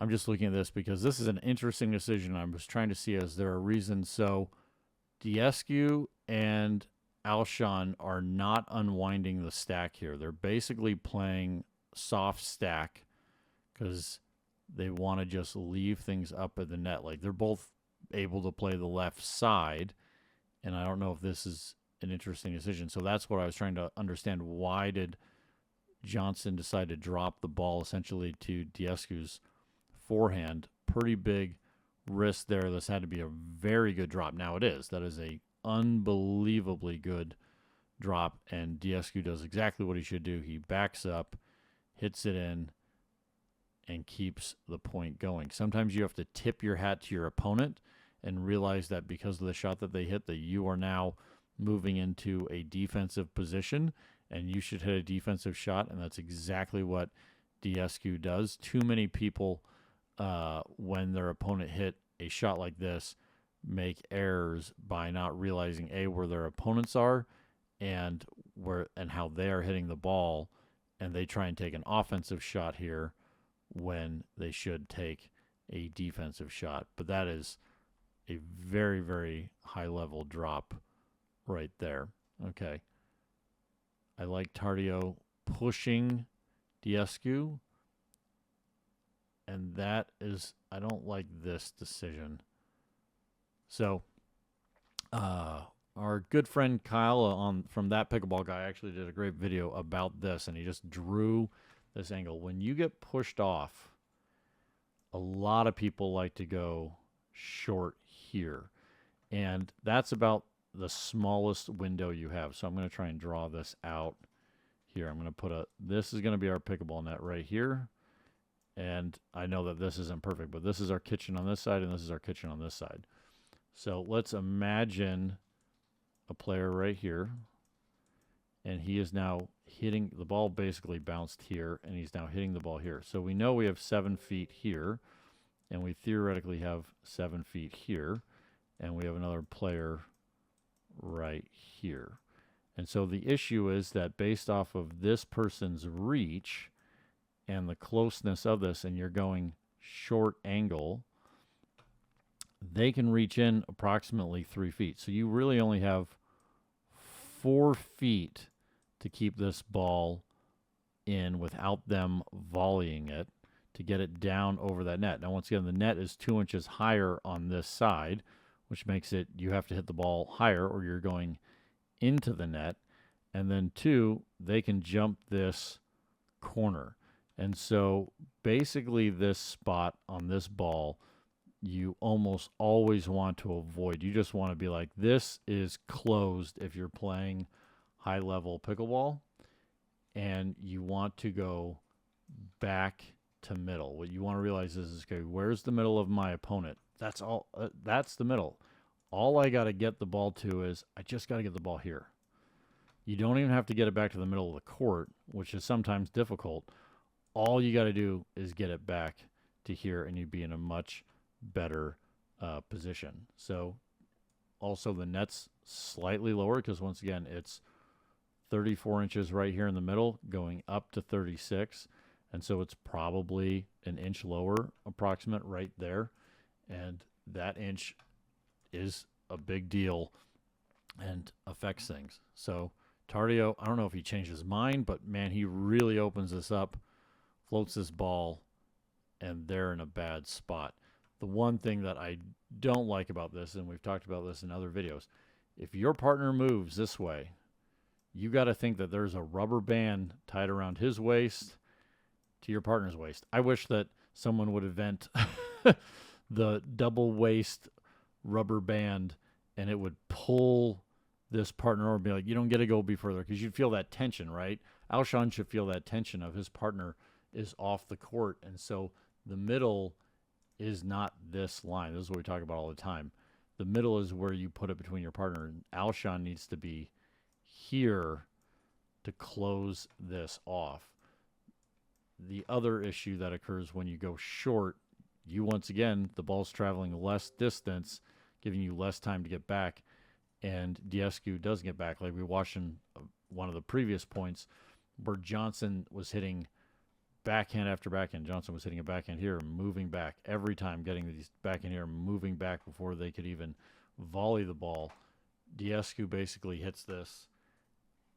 He gets one step, but nowhere near. It's just a fire truck lane between the two of them in this direction. And so part of it is Daescu not getting back, but really it is Alshon. Your partner has been pushed off. He can't do anything but go where the ball goes, right? Tardio hit the ball over here and pushed him off. You got to move, and that one rests on Alshon. Okay, let's move on to the next point. There's a lot of great points in this match. We're definitely getting a lot of learning opportunities here. I mean, look at that from that angle. Just a giant hole. Okay. Johnson's turn to serve. We'll watch this point all the way through.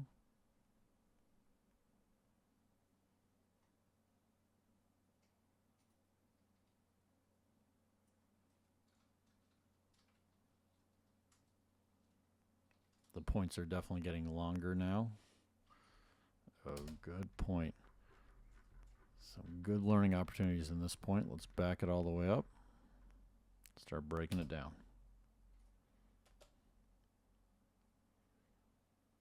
So, nice deep ball by Daescu. I personally would have preferred him stick with the strategy that was working with them earlier of going here at Johnson's backhand. He may have just caught the ball wrong or whatever, but nice deep ball. They unwind the stack, and Daescu gets to unload on this not good drop. Very high ball. And then it's kind of off to the races for Alshon. And Johnson and Tardio are making no progress. Here's the one thing that I don't think enough people do sometimes. When they get a high ball like this, and it bounces this high, one thing I want you to notice is Alshon leaves both of his feet. He jumps up to be able to get the shoulder angle he wants on this ball. As the ball bounces higher, I'm going to draw our person here again. To be able to keep swinging up on the ball to put topspin on it, it gets very difficult on people's shoulders and having that flexibility. And so a quick and easier way to avoid and still be swinging up on the ball is to jump with both feet, because it gets you up higher, and then that means you are up higher and proportional to how high the ball bounces. And that's exactly what Alshon does here. So he jumps up so that his shoulder doesn't have to go as high as it would to get the angle he wants with his paddle on this ball. And it's a very nice hard shot, but both his feet are in the air right here coming through that ball. This is not the get your knee low forehand driving forehand because of how high this ball is bouncing. Okay, let's keep going. That's a great get by Tardio. And now Johnson hits a ball where I do believe on this, Tardio needs to help his partner out and go get some pressure, because both Alshon and Daescu just get to keep teeing off on them. And so here's what you don't want to have occur. We hit a drop, and as we've said countless times in these courses, do not hit a drop unless you're going to move up. And so what they're doing is they're looking at this drop and saying, okay, hey, is that a good enough drop? Well, by the time you know if it's a good enough drop, you've lost all the time to move forward. When you hit this ball right here, Daescu cannot hit this ball yet. He cannot hit this ball yet. He cannot hit this ball yet. He cannot hit this ball yet. The ball is now crossing the plane of the net. You could have taken ground, and Tardio didn't even hit that ball, right? So there's no reason he couldn't have left. He could have left here. Tardio could have started moving forward during all that time and at least gotten to zone 2. Okay, Tardio didn't hit this ball again, but he moves backwards instead of forwards.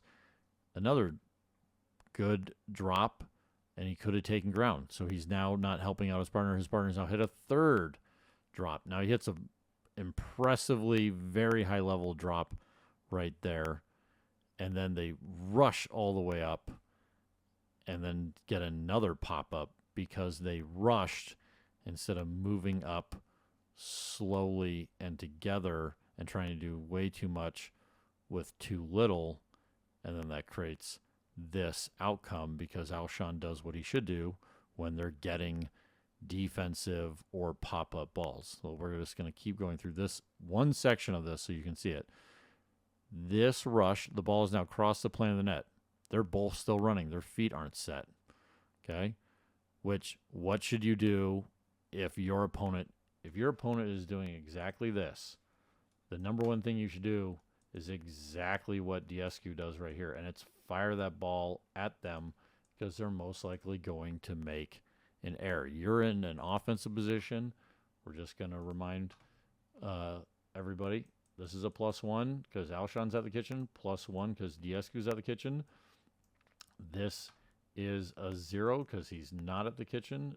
This is a 0 because he's not at the kitchen. So Alshon, I'm going to put it right here. Alshon and Daescu have a +2. The equal sign is right there. And so you're in offense, hit offensive balls. And so let me erase all this. And that's what he does. And Johnson gets a decent block counter, but Daescu, this is what you want to do. You want to get into hands battles where you're at the kitchen line and your opponent's 3 feet off. And why is that? Because the ball can get down at their feet. The ball gets down at Johnson's feet. He does a great job of at least getting it back over, but a serious pop-up into another hands battle, which they lose. And so a lot of learning opportunities in this point, but the biggest one is truly this. Okay, this is just a straight reset. You're falling back, but it's right here. Tardio, you're not hitting this ball. Just going to draw this out. This is zone 2. Remember, we keep things simple here. This is zone 3. They're both at zone 1. You don't want to be in a line. So Tardio should at least be making his way to zone 2. Right here, he should be at zone 2 by that point because he didn't even hit the ball. There's literally nothing preventing him from being at zone 2, feet down low, ready to take this ball. He's not going to get it all in one, right? Then we got here, we get another low ball. This is where Tardio should be slightly past zone 2 with his feet, and he should be cutting off angle, forcing Alshon to either hit this way or keep the ball low. The way this ball gets impacted right here, that ball's not coming back that hard. That would prevent Tardio from being able to hit a good reset or a block volley. And then when Johnson hits this great shot, I'm going to do it in blue just because we're running out of colors here. Tardio would be right here all over, ready to pounce on Daescu. If Daescu, Daescu wouldn't have fired this ball if he didn't have that much open room, and he probably would have gotten into a dink battle and done a great job working off of a bad third shot drop and had gotten themselves to the kitchen line and into a neutral position to then try and work on winning the point. Okay, good point. Lots of learning opportunity. I think we really broke that one down for you guys. Let's move on to the next one. We'll watch this one all the way through.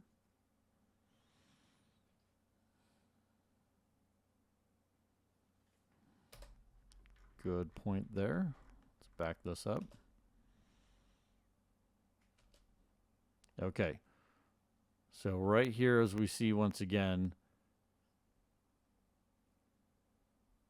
when you're unwinding the stack, where you return it matters, because basically Tardio and Johnson basically got a free walk to the kitchen. And if you're serving, that's exactly what you want. You want to be able to get up to the kitchen really easily.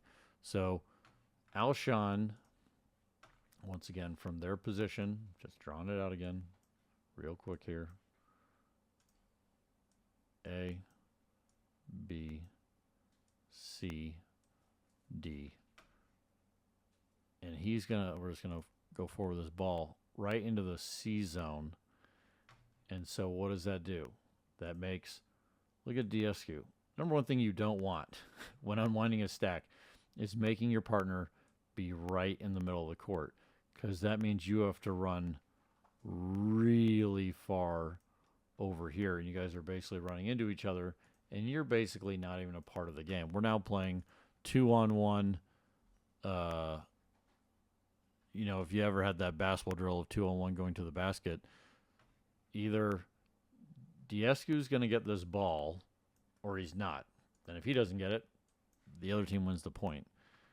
And so Johnson hits a good drop, but Daescu knows that he's just getting to hit this defensive shot, and now they're both up at the kitchen line. The one thing I liked about this is Tardio sees, I'm going to erase all this because we've made that point.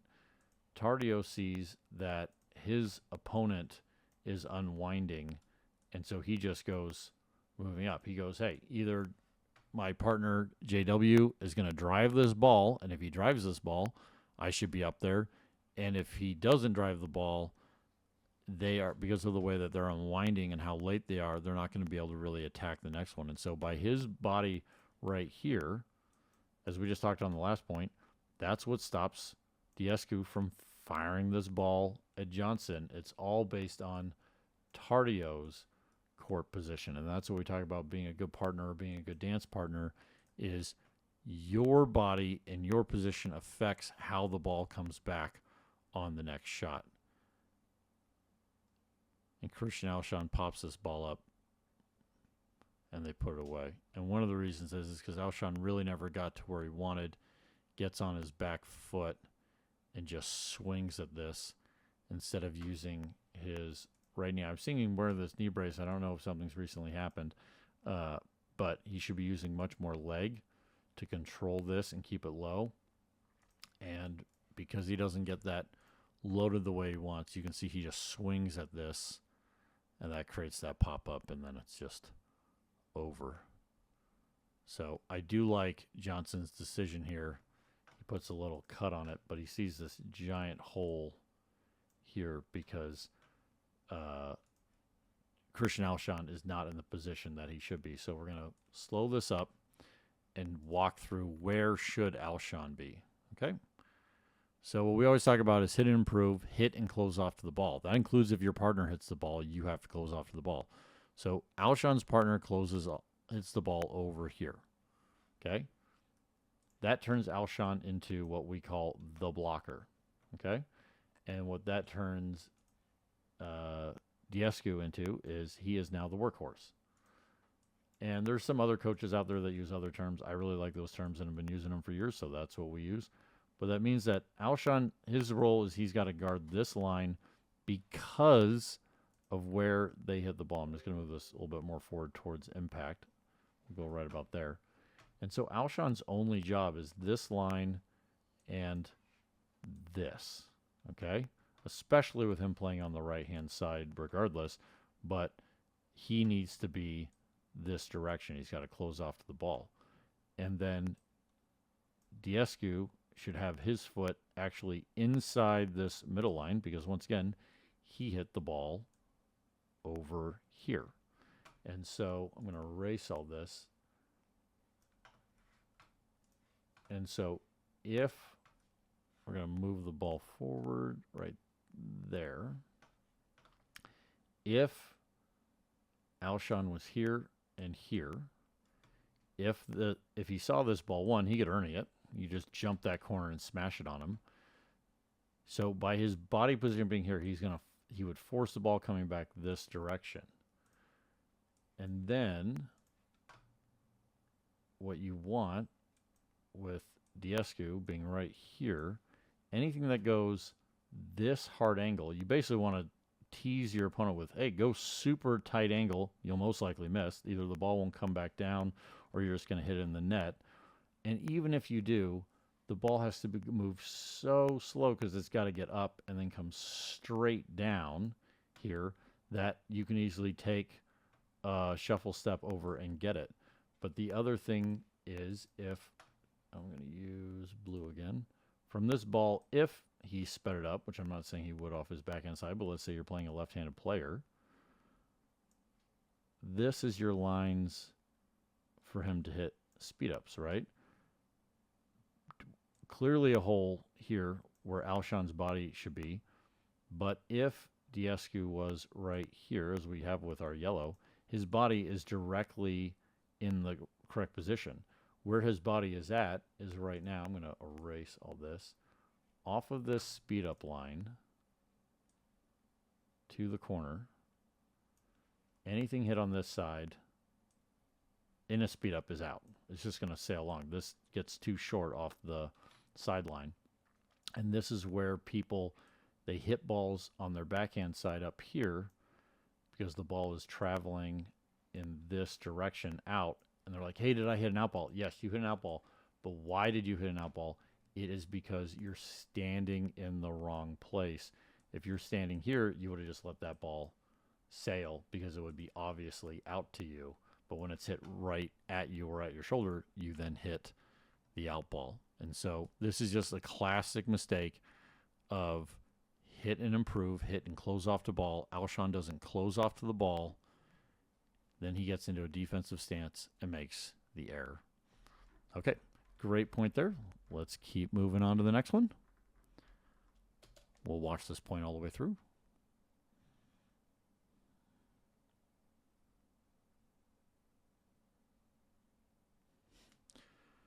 Daescu just taking over that point. Here we go. Let's back this up and take a look at it again. I really don't like this decision of serving to Daescu's backhand when they know he's going to unwind the stack. You're just making it easier. You're giving him an extra 6 feet less distance he has to go this way. And if you've noticed, both times that people have done it, it's been easier for your opponent to drive the ball straight into the appropriate box so that they're there earlier and more comfortable. I'm just going to back this up a little bit more. So because, and once again, this is the CD box because we're doing it from the returner's perspective. We always do it from their perspective. So for the returner, it is their CD box right in basically the middle of the C, and then they drive it. And the reason, if this ball had gone into the B box, if the ball was here instead of here, Daescu would have had to guard this line and come much further over. But because it's here, Daescu knows he can stop. Alshon could have moved further over, but it's okay. He gets to stop off of that line. He doesn't have to care about anything over here. And so you're going to watch him. He does this great. He just comes up.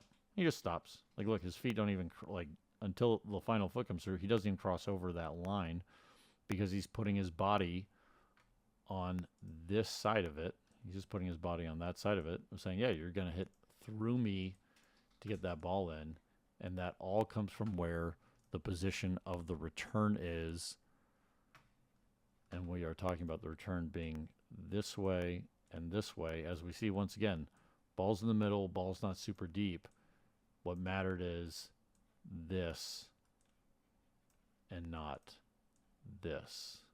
Okay. Let's move forward a couple more frames. This is a good counter. That's a high level counter as well. But then this is, and one thing you can notice, cross-court attack, so the ball's moving slower on Daescu. Cross-court attack again, so Daescu gets the benefit of that again. Now they get into a straight-on, and this looks like a miss hit right here. Like I think he catches a little bit of the frame, which is what knocks that ball down, kind of hit a change-up on him. And Tardio pops that ball up, gives ground, and then it's off to the races and over. And so that point really was won and lost by the serve going to the backhand of your opponent when they're getting to unwind a stack. I'm just going to draw a quadrant here. Let's see if this will straighten out for me. Nope, not going to do it. Let's try it again. I'm sure there's a hotkey I need to learn that would do this automatically. There we go. Okay, when serving and your opponent is unstacking, you basically want to aim at this line or be slightly in that area. And that is just, even if you slow down your serve by 10%, getting it into this line and onto the blue will help you because it makes it so much farther for them to run than this. You're just giving it and making it easy on them. And then it's the two cross-court attacks, especially this backhand, which gave Daescu the extra time, which we haven't talked about in this video. Just, why cross-court attacks normally don't work out. I'm not going to use yellow there. Let's use red. So on a right triangle, we have it right here. Here's our, wow, that white line is really messing with me. On a right triangle, this is a right triangle, right? If this distance is 3, this is 4, and this is 5. So we all know that this side, which we learned from like junior high math, that's the longest side. And so what happens is with the ball that is exponentially slowing down is Johnson is hitting the ball on the longest trajectory and Daescu is hitting it on the shortest trajectory, giving Johnson and Tardio less time, but giving Daescu more time. And that's the big thing to consider, because if all things are equal, let's say this drive was 60 miles an hour, because it went further, it is slowing down. Every additional inch that ball travels in the air, it's slowing down. And then right here, this one, once again, traveling the long distance, slowing down again. Okay, great point. Lots of learning opportunity there. Let's move on to the next one. We'll watch this point all the way through. Rather quick point. Let's just see so much.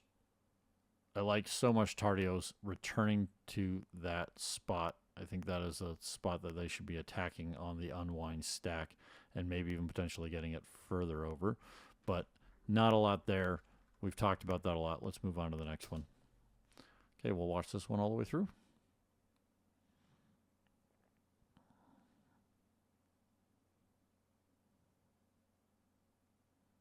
Oh, there he goes.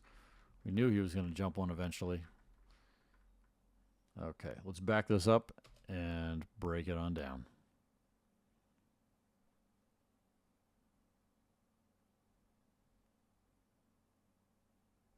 Okay, one thing we haven't talked about in several points is where should, if you're going to drop the ball, where should you drop the ball? You should drop the ball to the person coming up, okay? And that's exactly what Daescu does here. The only time you don't drop the ball to the person coming up is if their partner is just extreme poaching. Then you got to keep this person honest, and then you would drop it over here. But Tardio is not doing that, and so drop the ball to the person coming up. You're going to have more room, especially if you're playing with people that are, let's say, in their 40s, 50s, 60s. They're not as fast as they used to be, right? I'm not anywhere near as fast as when I was 20. And therefore, they're not going to get to that line as fast. And so drop to the person coming up. In drives, that's a different story, and we will talk about that in a point where we have drives. But the biggest thing is you don't always want to drop. You know, people are like, oh, I'm just only going to work on my drops, and I'm going to try and get really good at just only putting my drops there. And then, well, wait, the person's standing here, and this person's coming up. And then every time they have a situation like that, they're losing the point. And so we don't want to do that. We want to get good of hitting the drop at the person coming up. And as you see, Daescu hits this drop. Alshon is moving forward, sees a good drop, and takes that extra ground and is putting pressure on and is hunting for that pop-up. Okay, and then we're into the dink battle. And right here, we talked about this about 4 or 5 points ago, how short this is. And that's, like I said, you got about 4 feet, and Daescu didn't even give him that 4 feet. Said, okay, I'm going to give you about a foot. With that kind of jump and reach, there, his paddle, it has to be almost next to that net, and then it was over. And that's the one thing you should really be looking for, and that's why he's dinking over here. He sees you can see your opponent's hip. People are like, are you looking at the paddle? You're also looking at your opponent's hips, because the way these hips are, for Tardio to hit across his body, it's not a likely shot that he's going to want to do. His entire body is saying, hey, I'm going to hit this ball forward, and that's how Daescu gets the jump on that ball. The other thing I really love about this is a lot of times when you jump and do this, Ernie, you don't put the ball away. Like Johnson almost gets it back. Watch Alshon go over to close off on that. Like we said, with the rubber band belt between the two partners, here, Alshon should feel the tension pulling him this way, because where this ball is almost exclusively going to come back to is somewhere down this channel. And so that's why he's got to get over to also help out. And if that ball had gotten over the net, he most likely would have gotten that. Great point right there. I'm just backing this up one more time. Nice dink. And once again, we did talk about earlier, but if you notice, I'm just going to back this up. This is the fourth here. They go at Daescu's right leg, and then he hits it back, and then he goes at his left leg. And I mean, they're really making him work, and that is a beautiful dink that he hits there. Okay, fantastic point. Let's move on to the next one. Let's get to the beginning of it. Here we go.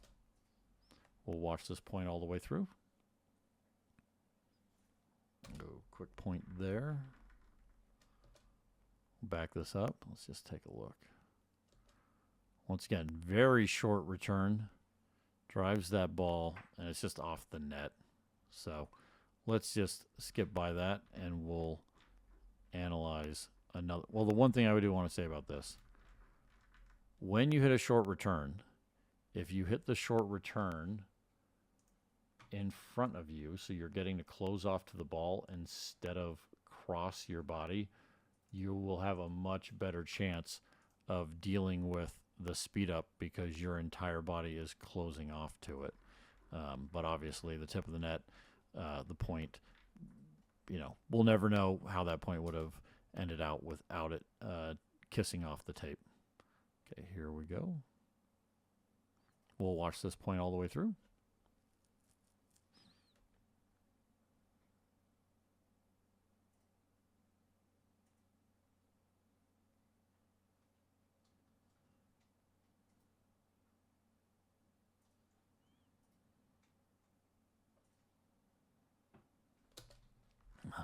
Fun point with a fun finish there.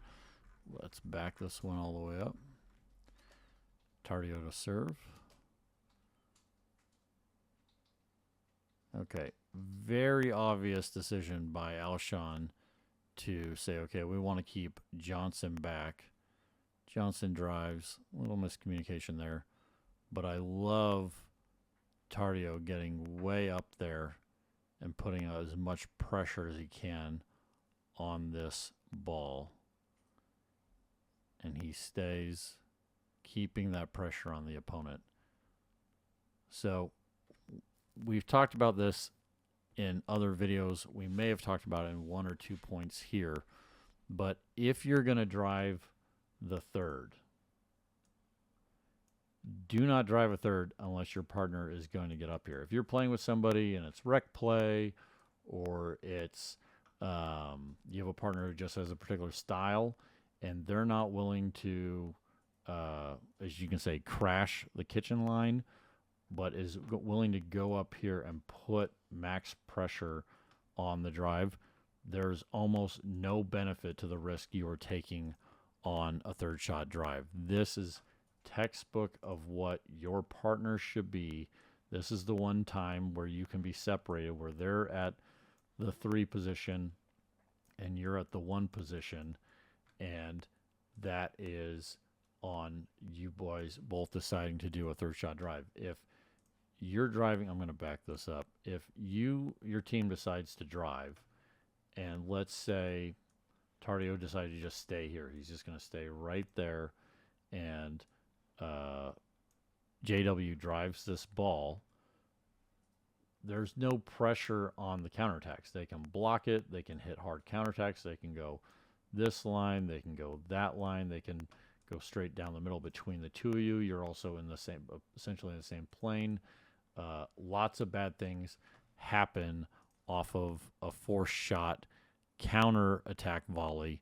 And so the big benefit on third shot drives is you're getting one player up at the line, putting on pressure, making that drive better, and then also forcing your opponent to have to hit a more of a controlled shot. And the big thing, the easiest way for you to see this if you're ever out drilling, play skinny singles with somebody. And when you're playing skinny singles, let's say they're on this box and you're in this box. I'm just going to use this as an example. And you're serving. So you're serving here, and then they're coming up here, and then you now have a third. Okay, and I'm going to just erase all this so we have a clear. So I now have a third, but I have to hit the ball back to my opponent. They're on this side of the skinny singles, right?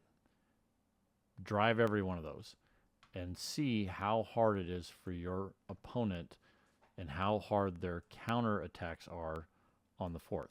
It's basically the number one issue with skinny singles is it's not exactly like doubles, because you don't get to put this fourth ball wherever you want. You have to keep it in the skinny. And that is exactly the benefit when your partner moves up, because what did he do? He made their volley, their counterattack, anything, he basically made them play skinny singles because of where his body is. Oop, I was trying for the erase. Where his body is at. Okay, let's keep moving into this one. And then JW, because of that, is able to, with a single drop, get all the way up and join his teammate. And now we're into a neutral scenario where we are dinking. Obviously, Tardio remembers the last time this occurred and goes back to middle, which is perfect. That is beautiful.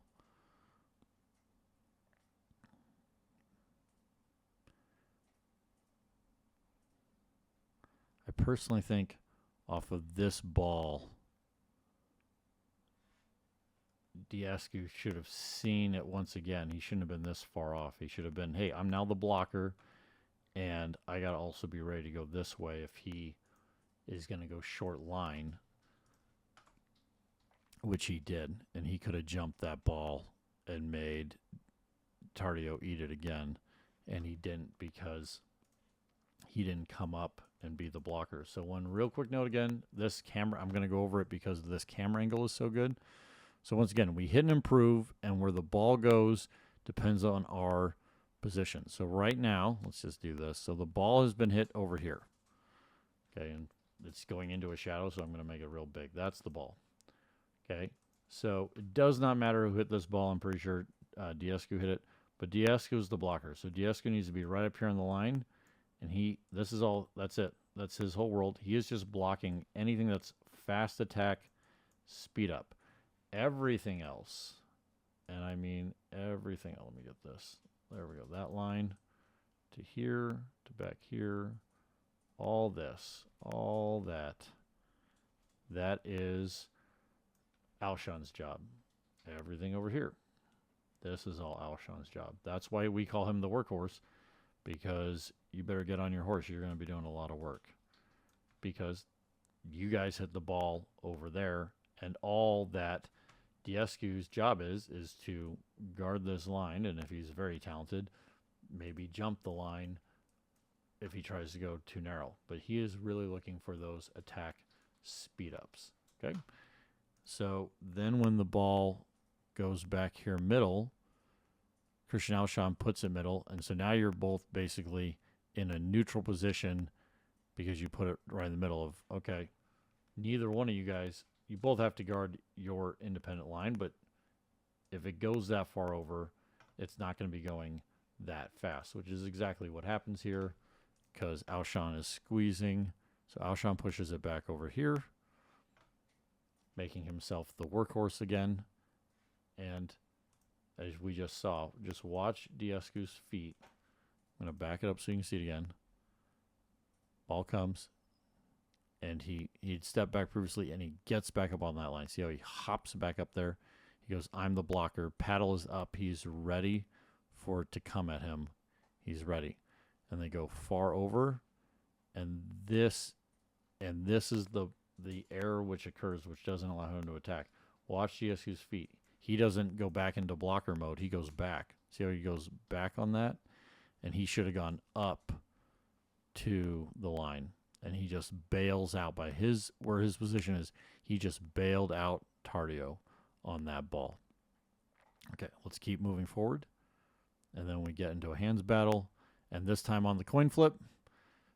This is actually 2 coin flips in a row that we've been talking about. I'm not saying that it's the only hand battles that they've lost, but 2 of them where we had it at this camera angle, and either Alshon or Daescu sped up a ball like this, especially with them speeding this one up cross court.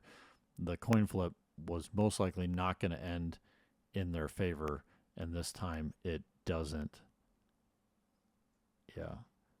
Okay, so one thing we don't actually get to talk about hardly ever at all, and so I'm going to bring this up. We're going to really slow this down. Watch Alshon's left hand. For those of you who like to have a two-handed backhand, this is one of the cons that we see all the time, especially at the amateur level, is it goes on ahead of time and doesn't come off. So Alshon's not hitting the ball. He now has 2 hands on the paddle. The only thing he can essentially do is do a speed up backhand. He's removed his forehand because in a hands battle, he has to wait for that left hand to get off. He keeps it on, and then he's late, completely misses the ball. And so what we want to do is you'd want to have that, keep that left hand off so that you can be quicker with the paddle head on the backhand side. And then if you're going to do a two-hand speed up volley, you need the ball coming slower, and it would most likely be on a second or third shot that you're dealing with during a firefight. And so that's the only thing I want to point out. We don't actually see that happen too often where the hand comes on early and stays at the pro level, where we get this good of film footage to be able to point that out. If that's happening to you a lot, that's one thing you want to practice. A real quick drill to do on that is put 3 pickleballs in your left hand and then just sit and do kitchen volley drills where you can't then have that hand come onto it. Okay, that was a great point. Let's move on to the next one. If you found this video helpful and want personalized coaching for your own game, we've got you covered. Over on our Patreon, you can submit your game film and get full breakdown with pro-level insights just like this. Whether you're looking to improve your strategy, shot selection, or court positioning, we'll help you take your game to the next level. No subscription required, just expert feedback tailored to you. Check out our Patreon, link in the bio.